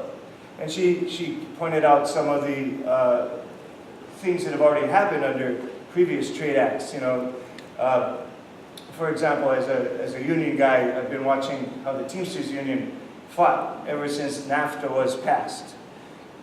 Fought to keep trucks off the road, trucks that weren't safety checked, trucks that were driven by drivers from Mexico, basically, who weren't subject to 8-hour rules. You know, the competition forced many American truckers off the roads and have made our highways more safe. And that was done because a corporation brought a lawsuit in the World Trade Court where 3 corporate attorneys declared that keeping those trucks off our roads was an infringement of global trade. To give another example, which I think all of us should take seriously. In Peru, there was a pitched battle because a suit was brought against the Peruvian government that they had to open up the indigenous lands that had been set aside for the tribes. And the tribes defended their lands, and the Peruvian military killed 26 of them. And, you know, in more of a consumer nature, another example, the United States at some point tried to restrict the dolphin catch, so it would be dolphin safe, right, the tuna catch. And so they actually banned, you know, the government at some point actually said you can't sell tuna in America that is not dolphin safe. That was struck down by a suit brought by a corporation to the World Trade Court, which is composed of 3 corporate attorneys. And America was prevented from doing that. And so America then went and said, okay, we're going to label it dolphin safe. Let's take a market approach. So we'll just put dolphin safe on the cans and let consumers make the choice. Well, they struck that one down too. New Zealand, I think it was, passed a law that, you know, you can't put fancy, you know, beautiful labels on cigarettes. It has to be generic label. Well, that got struck down. That's a restriction of international trade. And these things have already happened under previous trade deals, and this one is worse. So we're faced with a situation where these islands were taken by America from the nation, and now America is subjecting everything that we do here to a corporate dictatorship. And so it's disgusting. When APEC was in Waikiki, I was angry the whole week. They put an 8-foot plywood wall across the street. And I met with the Secret Service before that. I said, what's going to happen? My members got to get to work. Oh, no, we're not going to have any freedom of speech infringements. What they did, they just blocked the whole place. One of my staff has a friend down in the yacht harbor, and the man's disabled on a wheelchair. He couldn't go to the store for a week. They wouldn't let him out. They would not let him pass. It was crazy. We were under martial law. They wouldn't let people serve. And you guys saw what happened with that trigger-happy guy shooting the local kids. It's like, these guys all coming to town like, local guys is terrorists, they shoot. It's like, you know, it was funny, none of my bellmen made a dime the whole week because none of the Secret Service guys would let them carry their bags because it was too full of guns. And there was 30,000 of them. PK was full of them, Ala Moana was full of them. It was just, the whole place was full of spooks from 30 countries. And we were subjected to martial law, having to host this stuff, so you got to think, gee, this is secret, and we really don't even get to go down there and look. What are they hiding? And they're hiding a dirty, dirty deal. This deal is, Obama took this deal off the shelf, put it right back on. He used the same trade negotiators that George Bush was using. This is not Democrat versus Republican. This is the corporations buying them all. And One world order. yeah, that's exactly it. Globalization, in their mind, means global corporations having a dictatorship over everybody and all the nations being subject to that. So we can argue, I would personally like Hawaii to have our independence, our right to independence. We should be able to choose that, in my view. And I'm sure others as well. But what difference does it make if the corporations can dominate all the countries? And here's America selling us to them. And it's not a Democrat thing, this is a corporate thing. So the bad part of all of this is, it's a terrible threat to everything we built and everything we own here. It's a terrible threat. And from the corporation's point of view, they would like to take whatever we've done and push us down to the level of the countries that haven't been able to attain that. People that don't have unions don't have a minimum wage, don't have a way to make a living. They like that. They want us all to be like that. Their idea of globalization is pushing what we have down to the level that's out there now, eliminating the difference between the first world and the third world the wrong way. And wouldn't we all want to see people in other countries getting more prosperous? How are we more wealthy if our neighbors are poor? And that's where they're headed. And they're doing that with the connivance of our president, who's putting real pressure on our Congress people to vote yes on this fast track. So I've talked to Representative Takai about this. I think he's going to go the right way on this one. I'm not sure about Maisie though. She was squishy the last I heard from Lori.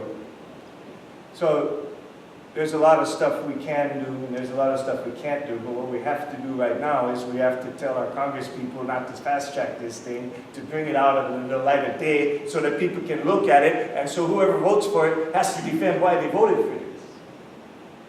Because if we don't hold our politicians accountable, who's going to? And I wish I could say that our union had the power to do this. We don't. Palikapu's right. This is something that we all have to overcome any other differences to confront. And maybe that's the good thing about it. A threat to all of us unites us. But we have to actually unite and do something.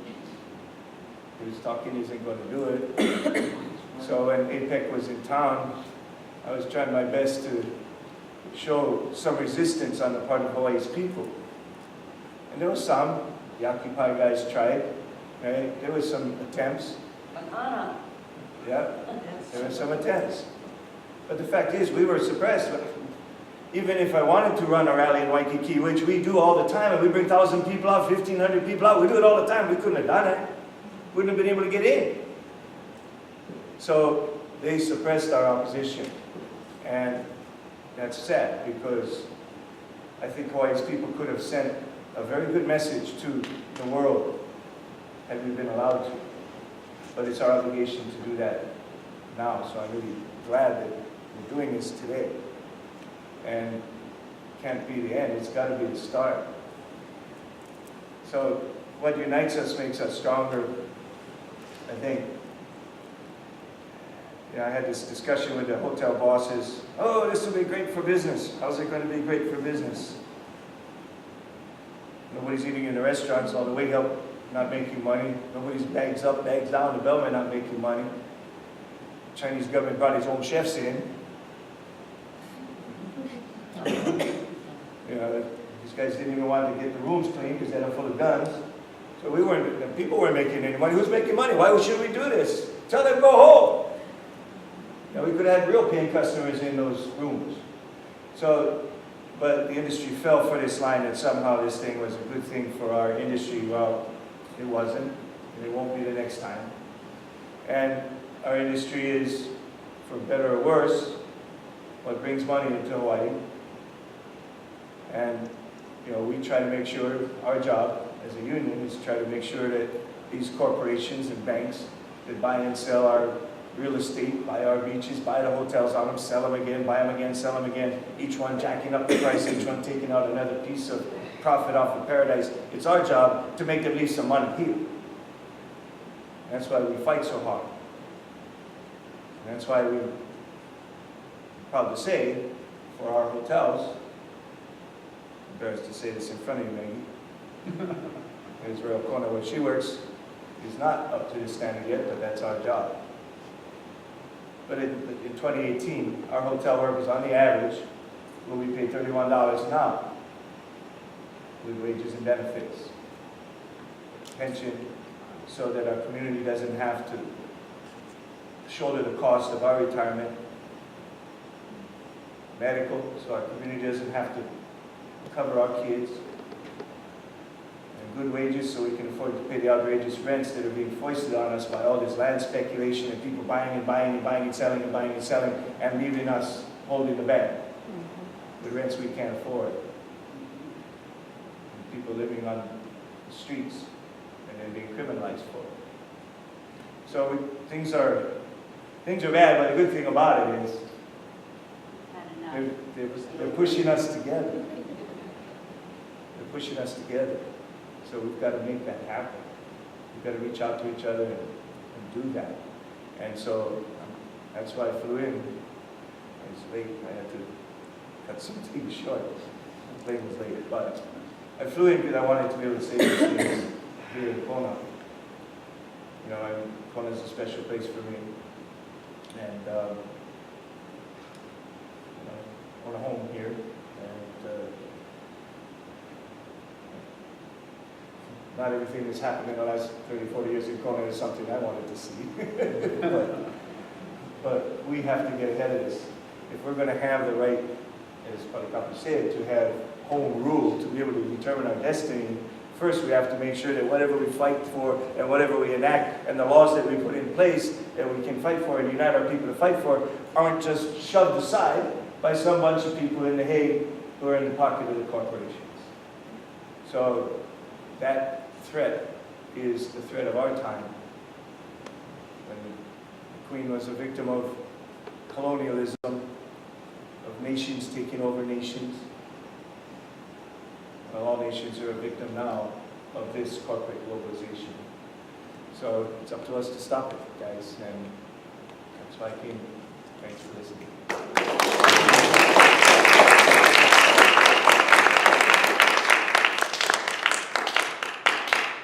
Who's talking now? Question. Just like a chance to, Oh, we're gonna do this. Karaoke. thank you so much. Eric, my question for you is, first of all, it's very inspiring to hear you say the things that have happened in Honolulu, and just, especially from the union, because listening to the TPP hearings yesterday for this nominee that they have, and seeing all the unions supporting this guy who knows nothing about the Constitution or anything. He's going to be the head of this nomination for the Department of Land and Natural Resources, which is all the state land. And he knows nothing about the laws, the Constitution that protects them. So my question to you, we've got two others, is does your union, if like here in Kona, in this room, when they had, no, it wasn't here, it was at KLK, but they had the Justice Department and the Department of Interior came to answer a letter that Kamala Crab had sent from Ohana asking if the Attorney General the Secretary of State Kerry, was a letter, does the Kingdom of Hawaii exist? Is Ohana acting illegally by trying to create a Hawaiian nation? By the people here asking some serious, and they came here. But representatives from TPP got up, and were talking about TPP during that hearing that had nothing to do with TPP. So I was wondering if that happened in Hilo as well. And I'm sorry, I was your name from New Zealand? Jane. Thank you so much. Is China a part of this? Okay. No. Targeted. Okay, well, that's one good thing. But for us here in America, I think we've already lost our privacy as far as our information, because when we call up to get, and this is a question I have for you, is if when our information, when we go and call a credit card company or an airline, and we're talking to someone in India or the Philippines, are U.S. privacy laws in place to protect our information from being used by those people? And is our information already gone? I mean, is it like at one point they're just formalizing it legally?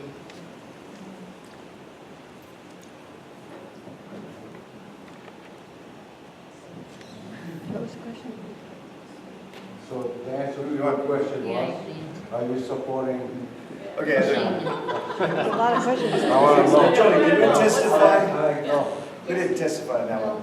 Look, we are always, well, I won't say always, on development issues, land use issues, it's almost always construction trades and us. Most other unions don't weigh in. So we were the ones who, I can say now, wouldn't have happened without us. Our lawsuit protected Turtle Bay from development. And made that conservation easement happen. And I'm proud to say that the piece of that piece of case law in the Supreme Court is Eric Gill at Local 5 versus Queen Malance. And that case is going to be cited again and again.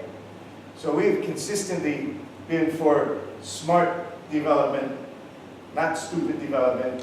We want to see responsible employers. If they're going to have our beaches, they better keep their promise and leave some money. So it's a complex thing. But we did not support this guy. We will now decide if I can take Jolie's time and have her go around and deal with that instead of the other 5 bills we're moving. But in a larger sense, it's not a bureaucrat that gets put in there that's going to make the difference. What's going to make the difference is when we can elect and unelect the people who are in charge of those things. And that's why we started IKEA. Because we have 10,000 members, put our families together, we probably got 30,000 votes. Well, there's 1 million people. We need more people. So that's why we put IKEA together, so that we can build political power. And if we can change the governor, we don't have to worry about who's appointed. Yeah, and they didn't show up in Hilo. I think the Hilo side is too much. There are a lot of people at the Department of the Interior's area. A lot of them work for sovereignty and that whole understanding. So I think nobody else spoke against that. If there was something happened here in Kona, I didn't know.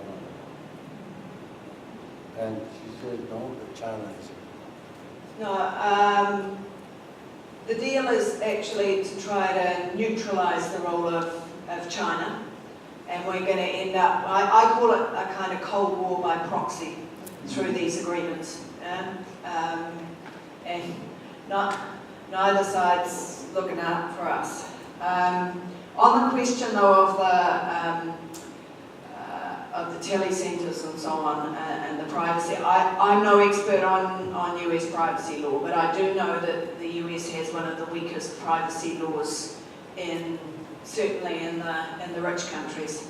And so even if your domestic privacy laws did apply to what was happening with the call centres offshore, it's not going to provide you with a lot of protection.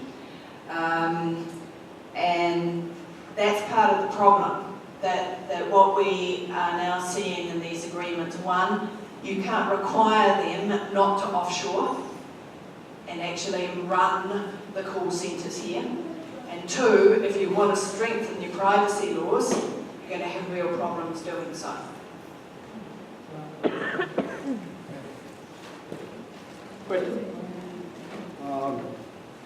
GMOs are a big topic in the state at the moment, whether you're for it or against it. What might we expect if the TPP were passed that might affect us living here in this so-called state relative to GMOs and GMO usage and et cetera, whatever?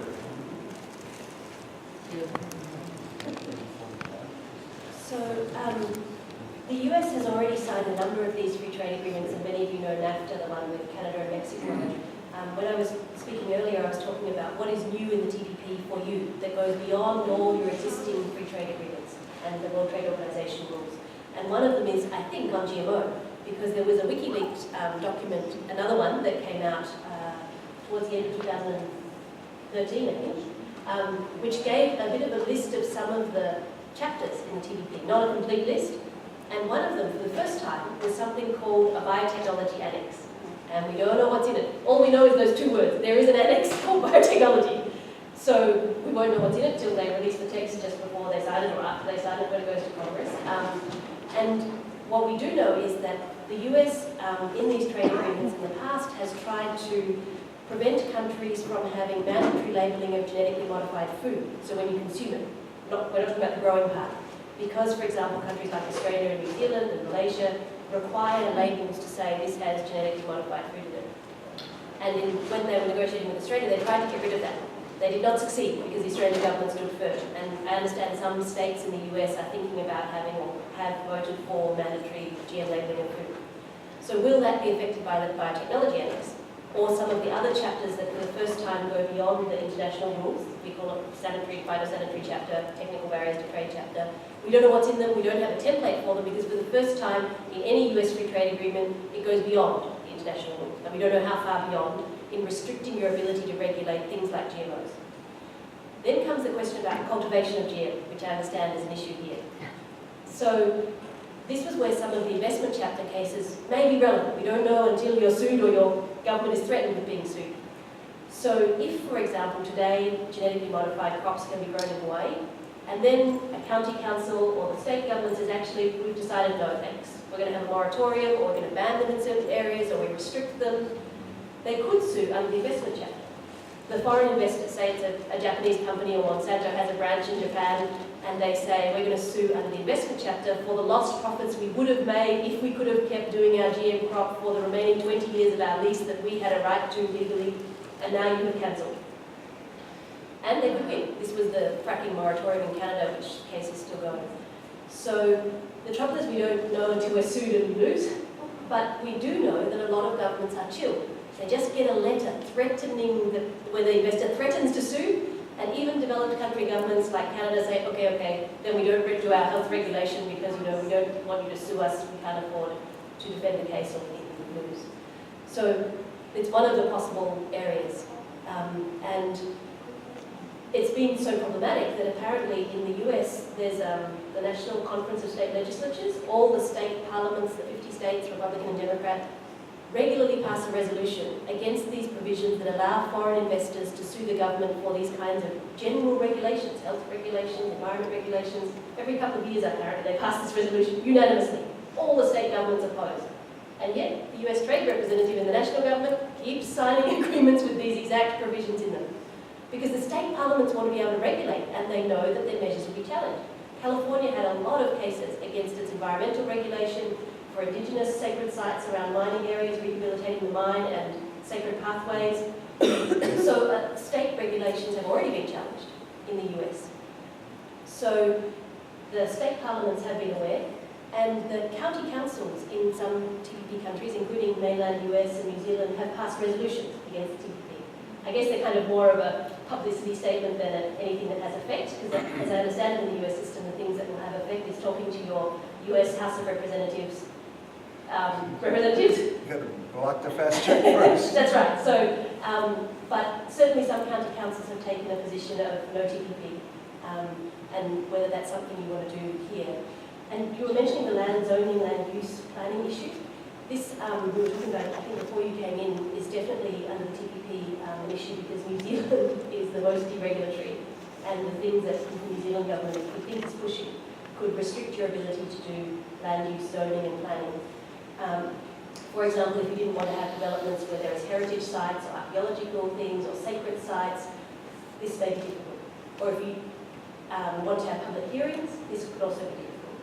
But there's actually a treaty that the US is negotiating now, which is even worse than the TPP, we think, on this, called the Trade and Services Agreement, which is just about services. It's a free trade agreement for services. Again, it has New Zealand in it, who we think, again, is pushing this deregulatory stuff in an even tougher way, which may be a hard, legally enforceable ban on things like public hearings and heritage and cultural considerations and so on. Depends how it's interpreted, but we think that one might be even worse in this aspect than the TPP. But we have to kill this one first. Yes, this one's going to finish first, like May, June, next month. TISA is still some time to go. Just one comment. When I was at the governor's house, he had just announced his initiative to have the school system that buys a lot of food for our kids buy it from local farmers. And, well, no, that would be a restriction of global trade. So I think if you wonder what's going to happen, it's just like, I remember, was it Beverly Hills Cop 2, trying to figure out who's the guilty guy, and what did Eddie Murphy say? He said, follow the rich white guy. If you want to know what's going to happen, look at the corporate interest behind it. And Monsanto has a corporate interest. And therefore, they're going to get their way in this. It's a question of who wants it. No, they're not. They they've gotten their way so far. That's So- true. And they don't even employ people. They make people walk around those fields full of pesticides and pay them minimum wage to a subcontractor so they can escape the law that said they have to let them be union. Can I just add something really positive though? Yeah, thank you, please. Over the last 5 years, as more and more people have come to understand this threat, the pressure that has come on has got them to drop some of the craziest things. The leaks that we've seen, we've had about 4 intellectual property chapters now leaked, and some of the really nuts stuff has gone. There's still really evil stuff in there, but the kickback that's been happening does have an effect. So we really have to not feel that we can't do anything about this. Yeah? And you guys especially, for part of the reason I said earlier about other countries being nervous about signing up to a deal without fast track, if you can stop fast track, you will make a massive contribution to ending this agreement, but as Sanya said, there's more of them that they're reinventing all the time. And isn't fast track supposed to come up again in April? That's what I heard.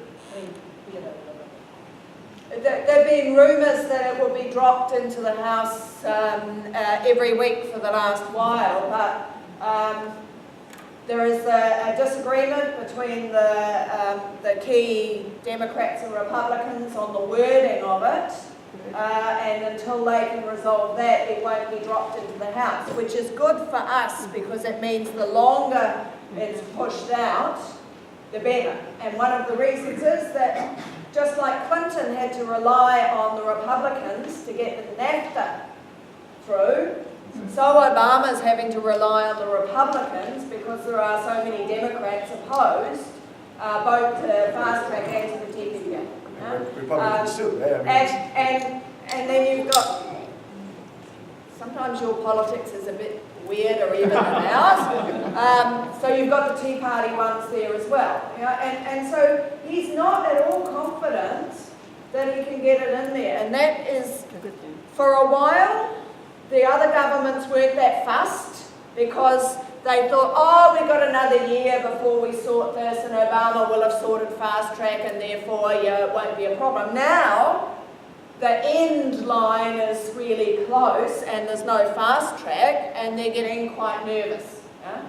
And so the fast track issue is looming much more important now than it was before. Cole Tulsa. She's had her hand up for a while. You were talking, Eric, about holding, I guess, politicians accountable, and I'm wondering what your solution or suggestions of how we accomplish that, because we know that waiting 4 years to vote them out doesn't work because usually another corrupt politician will come in and replace them. And, anybody who's ever employed workers, we know that if the workers don't work, they don't do what they're supposed to do, what do? We fire them. So why are we waiting 4 years or however many years in order to get them out of office and replace them with another corrupt politician? And Polly was talking about home rule, which we're all up on top of home rule, and we all support that, and we all support return of the kingdom because it's illegally occupied. We all know that now.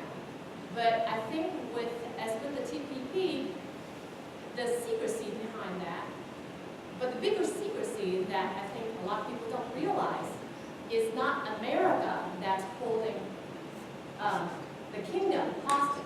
It is actually the United States, which is a corporation.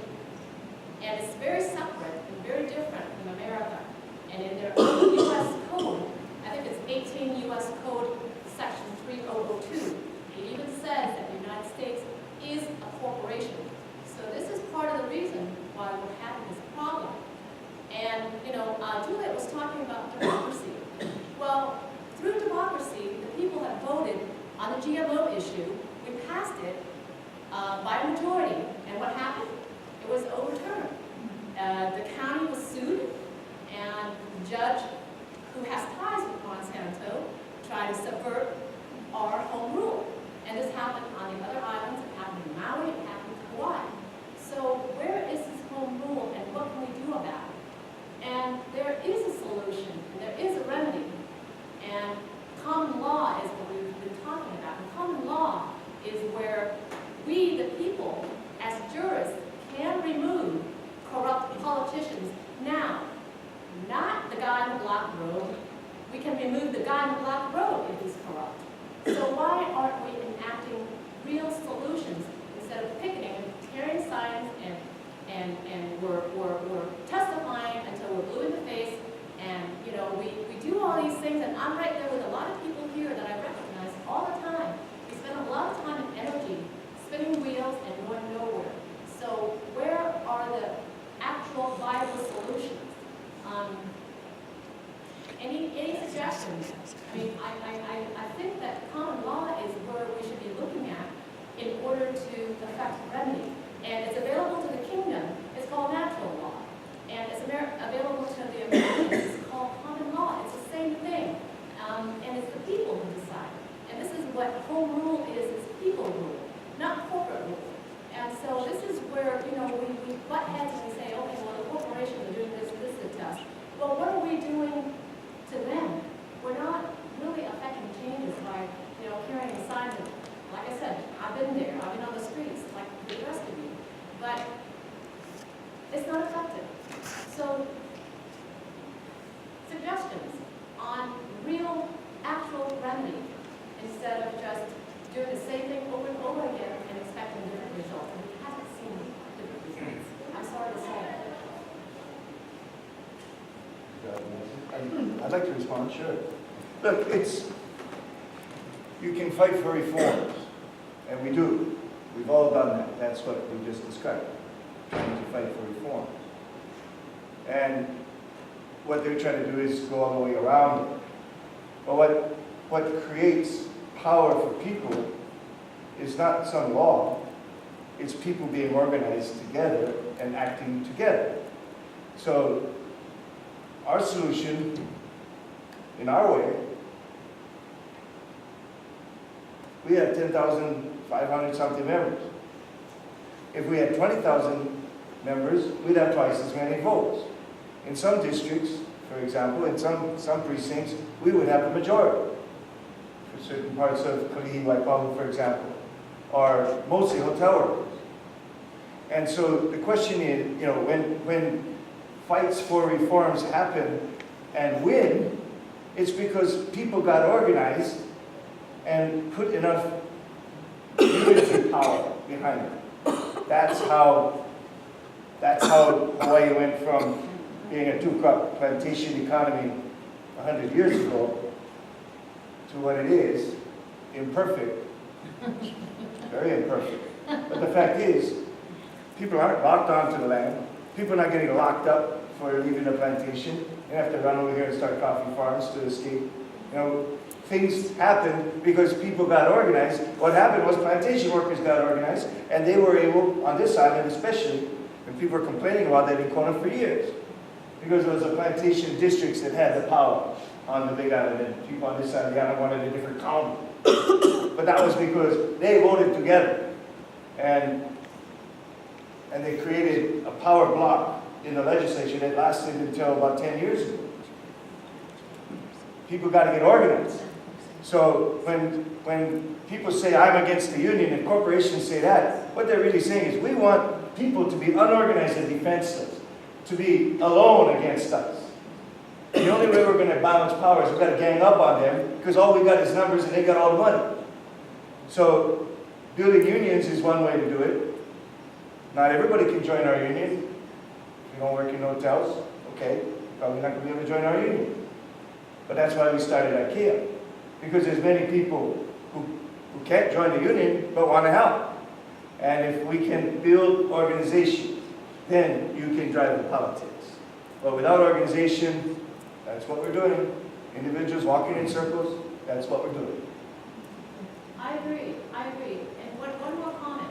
If you're talking 10,000 or 20,000 members, In a common law grand jury, it only takes 25 jurors to remove any corrupt politician. That's all we're talking about. We don't need 10,000, we don't need 20,000. All we need is 25 jurors, people of our peers, to remove any corrupt How are you going to politician. get them voted off? So do it. How are you Do going it to then. do it? Why I mean, I don't know how, I mean, I'd like to leave that so, but we got 25 here. Yeah, Why don't we take a vote? let's do it. Let's get rid of the judge. Okay, all in favor? Yeah, right. All right, we got that done. No, I mean, I'm trying to be, you know, It's true. make a point though. You know, what is it, all the mice can get together and vote that we should have a bell on the cat? Okay, so who's going to put it on the cat? And The sheriff. look, I mean, I can tell you, you know, you can't beat somebody with nobody. And the fact is, we can take any vote we want. A government is going to have power to do what we want if we are organized enough to push them to do it. And that's, you know, and we can elect one corrupt politician after another, or we can run. And so I'm proud of that woman right there. Front desk clerk at the hotel ran for city council. Took a very courageous stand to push that council for doing the wrong thing. So I go through this conversation all the time. Oh, politicians not good. Well, why don't you run? Yeah, exactly. You know, you can't beat somebody with nobody. We got to get organized enough. And she wouldn't have run for office unless it was, you know, how many of us? 25 of us took 3 weeks to make you do it. I mean, she did it because the organization was there to develop it. She would never run for office on her own. The union was in a position to give her powerful support. That's why she ran for office. I'm speaking for you, Jolie. You can speak for yourself. But I'm proud of her. I'm proud of her because she did something courageous, and she wouldn't have had the ability to be courageous if there weren't 10,000 of us backing her up, which is my point about organization. And I just wanted to say one thing about sign waving, it's educational. Absolutely. Yeah. What's going on. I know they're with you. It's not just a waste of time.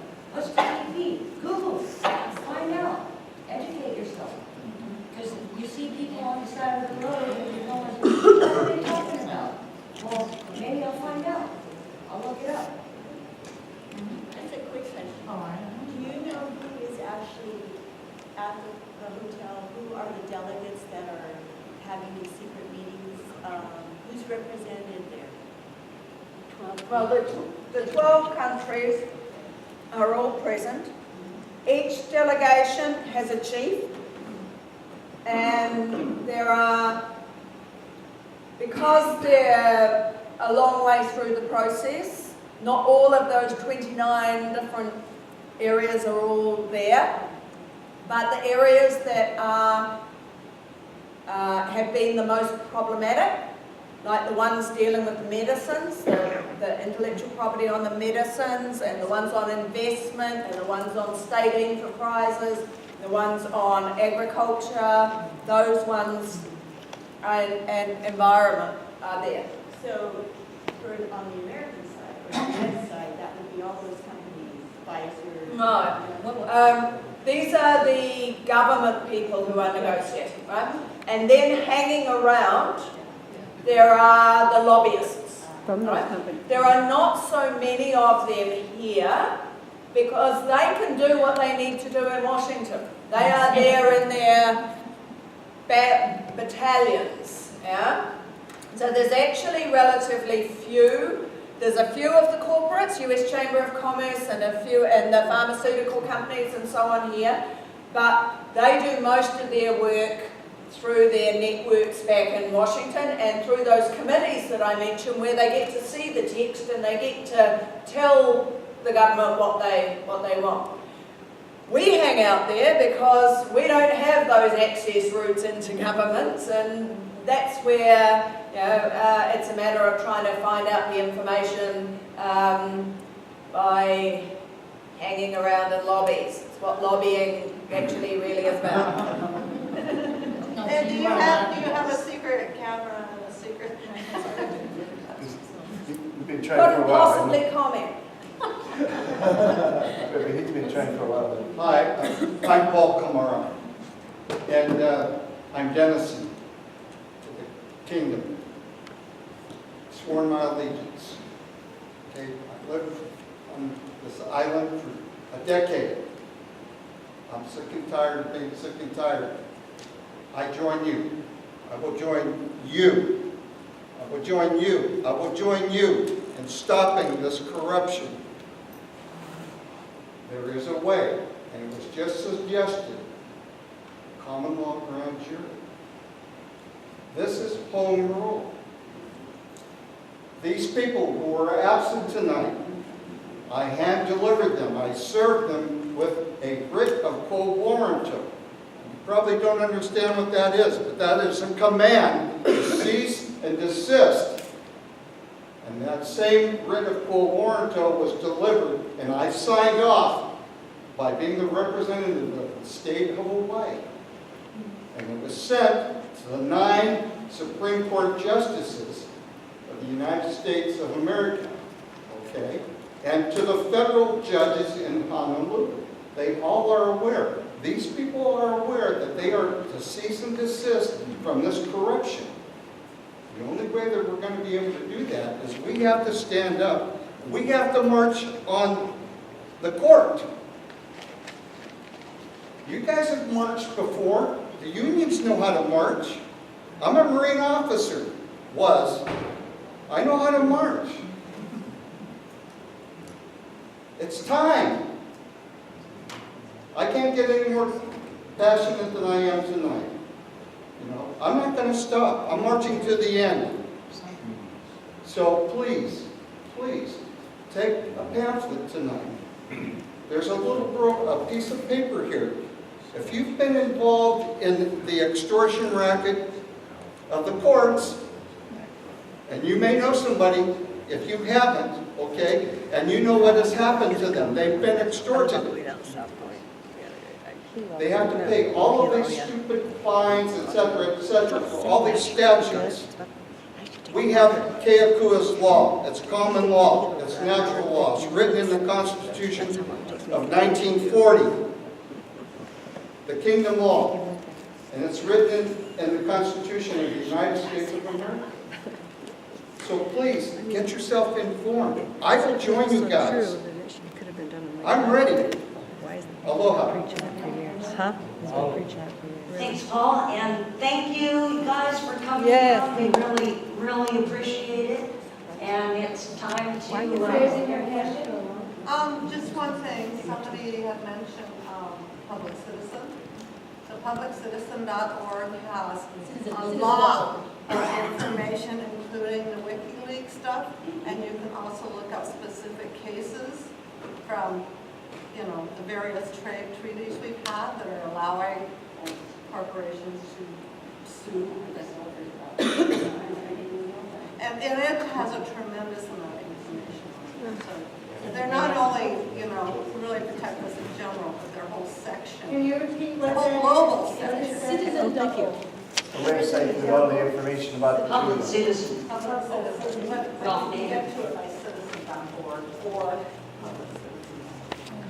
But they'll have their whole section with the global information.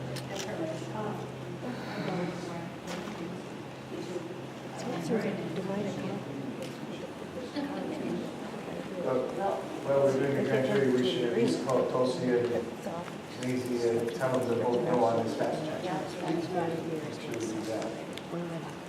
So we hope that we'll see you guys tomorrow and tell your friends. We'll be out on the highway, on the trail, and on the beach in Waikoloa at the Marriott. We can't go on the property, but we can be on the public access, on the beach up to the high tide mark, and on the highway, and on the trail. I just wanted to say that on the 27th in this room, the Aloha Aina group are bringing in speakers to help us understand the steps of uniting, and Kianu Sai will be here on the 27th. The last meeting was Uncle Walter Ridley and 6 o'clock. I believe so. Thank you. Calling all Aloha Aina warriors to the Merry Monarch Parade next month in Hilo.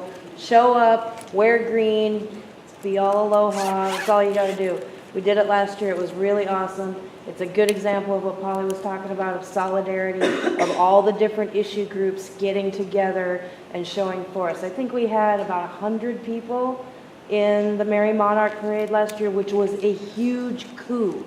The only reason we got into it was because we tagged along with the Civic Club. So that got us entered into this very tightly juried parade. It was a big, big deal. So I'd love to double the numbers this year, and I forget the date off the top. It's the Merry Monarch Parade, you know, in Hilo. Please come. Thank you. Thank you, guys. Thank you.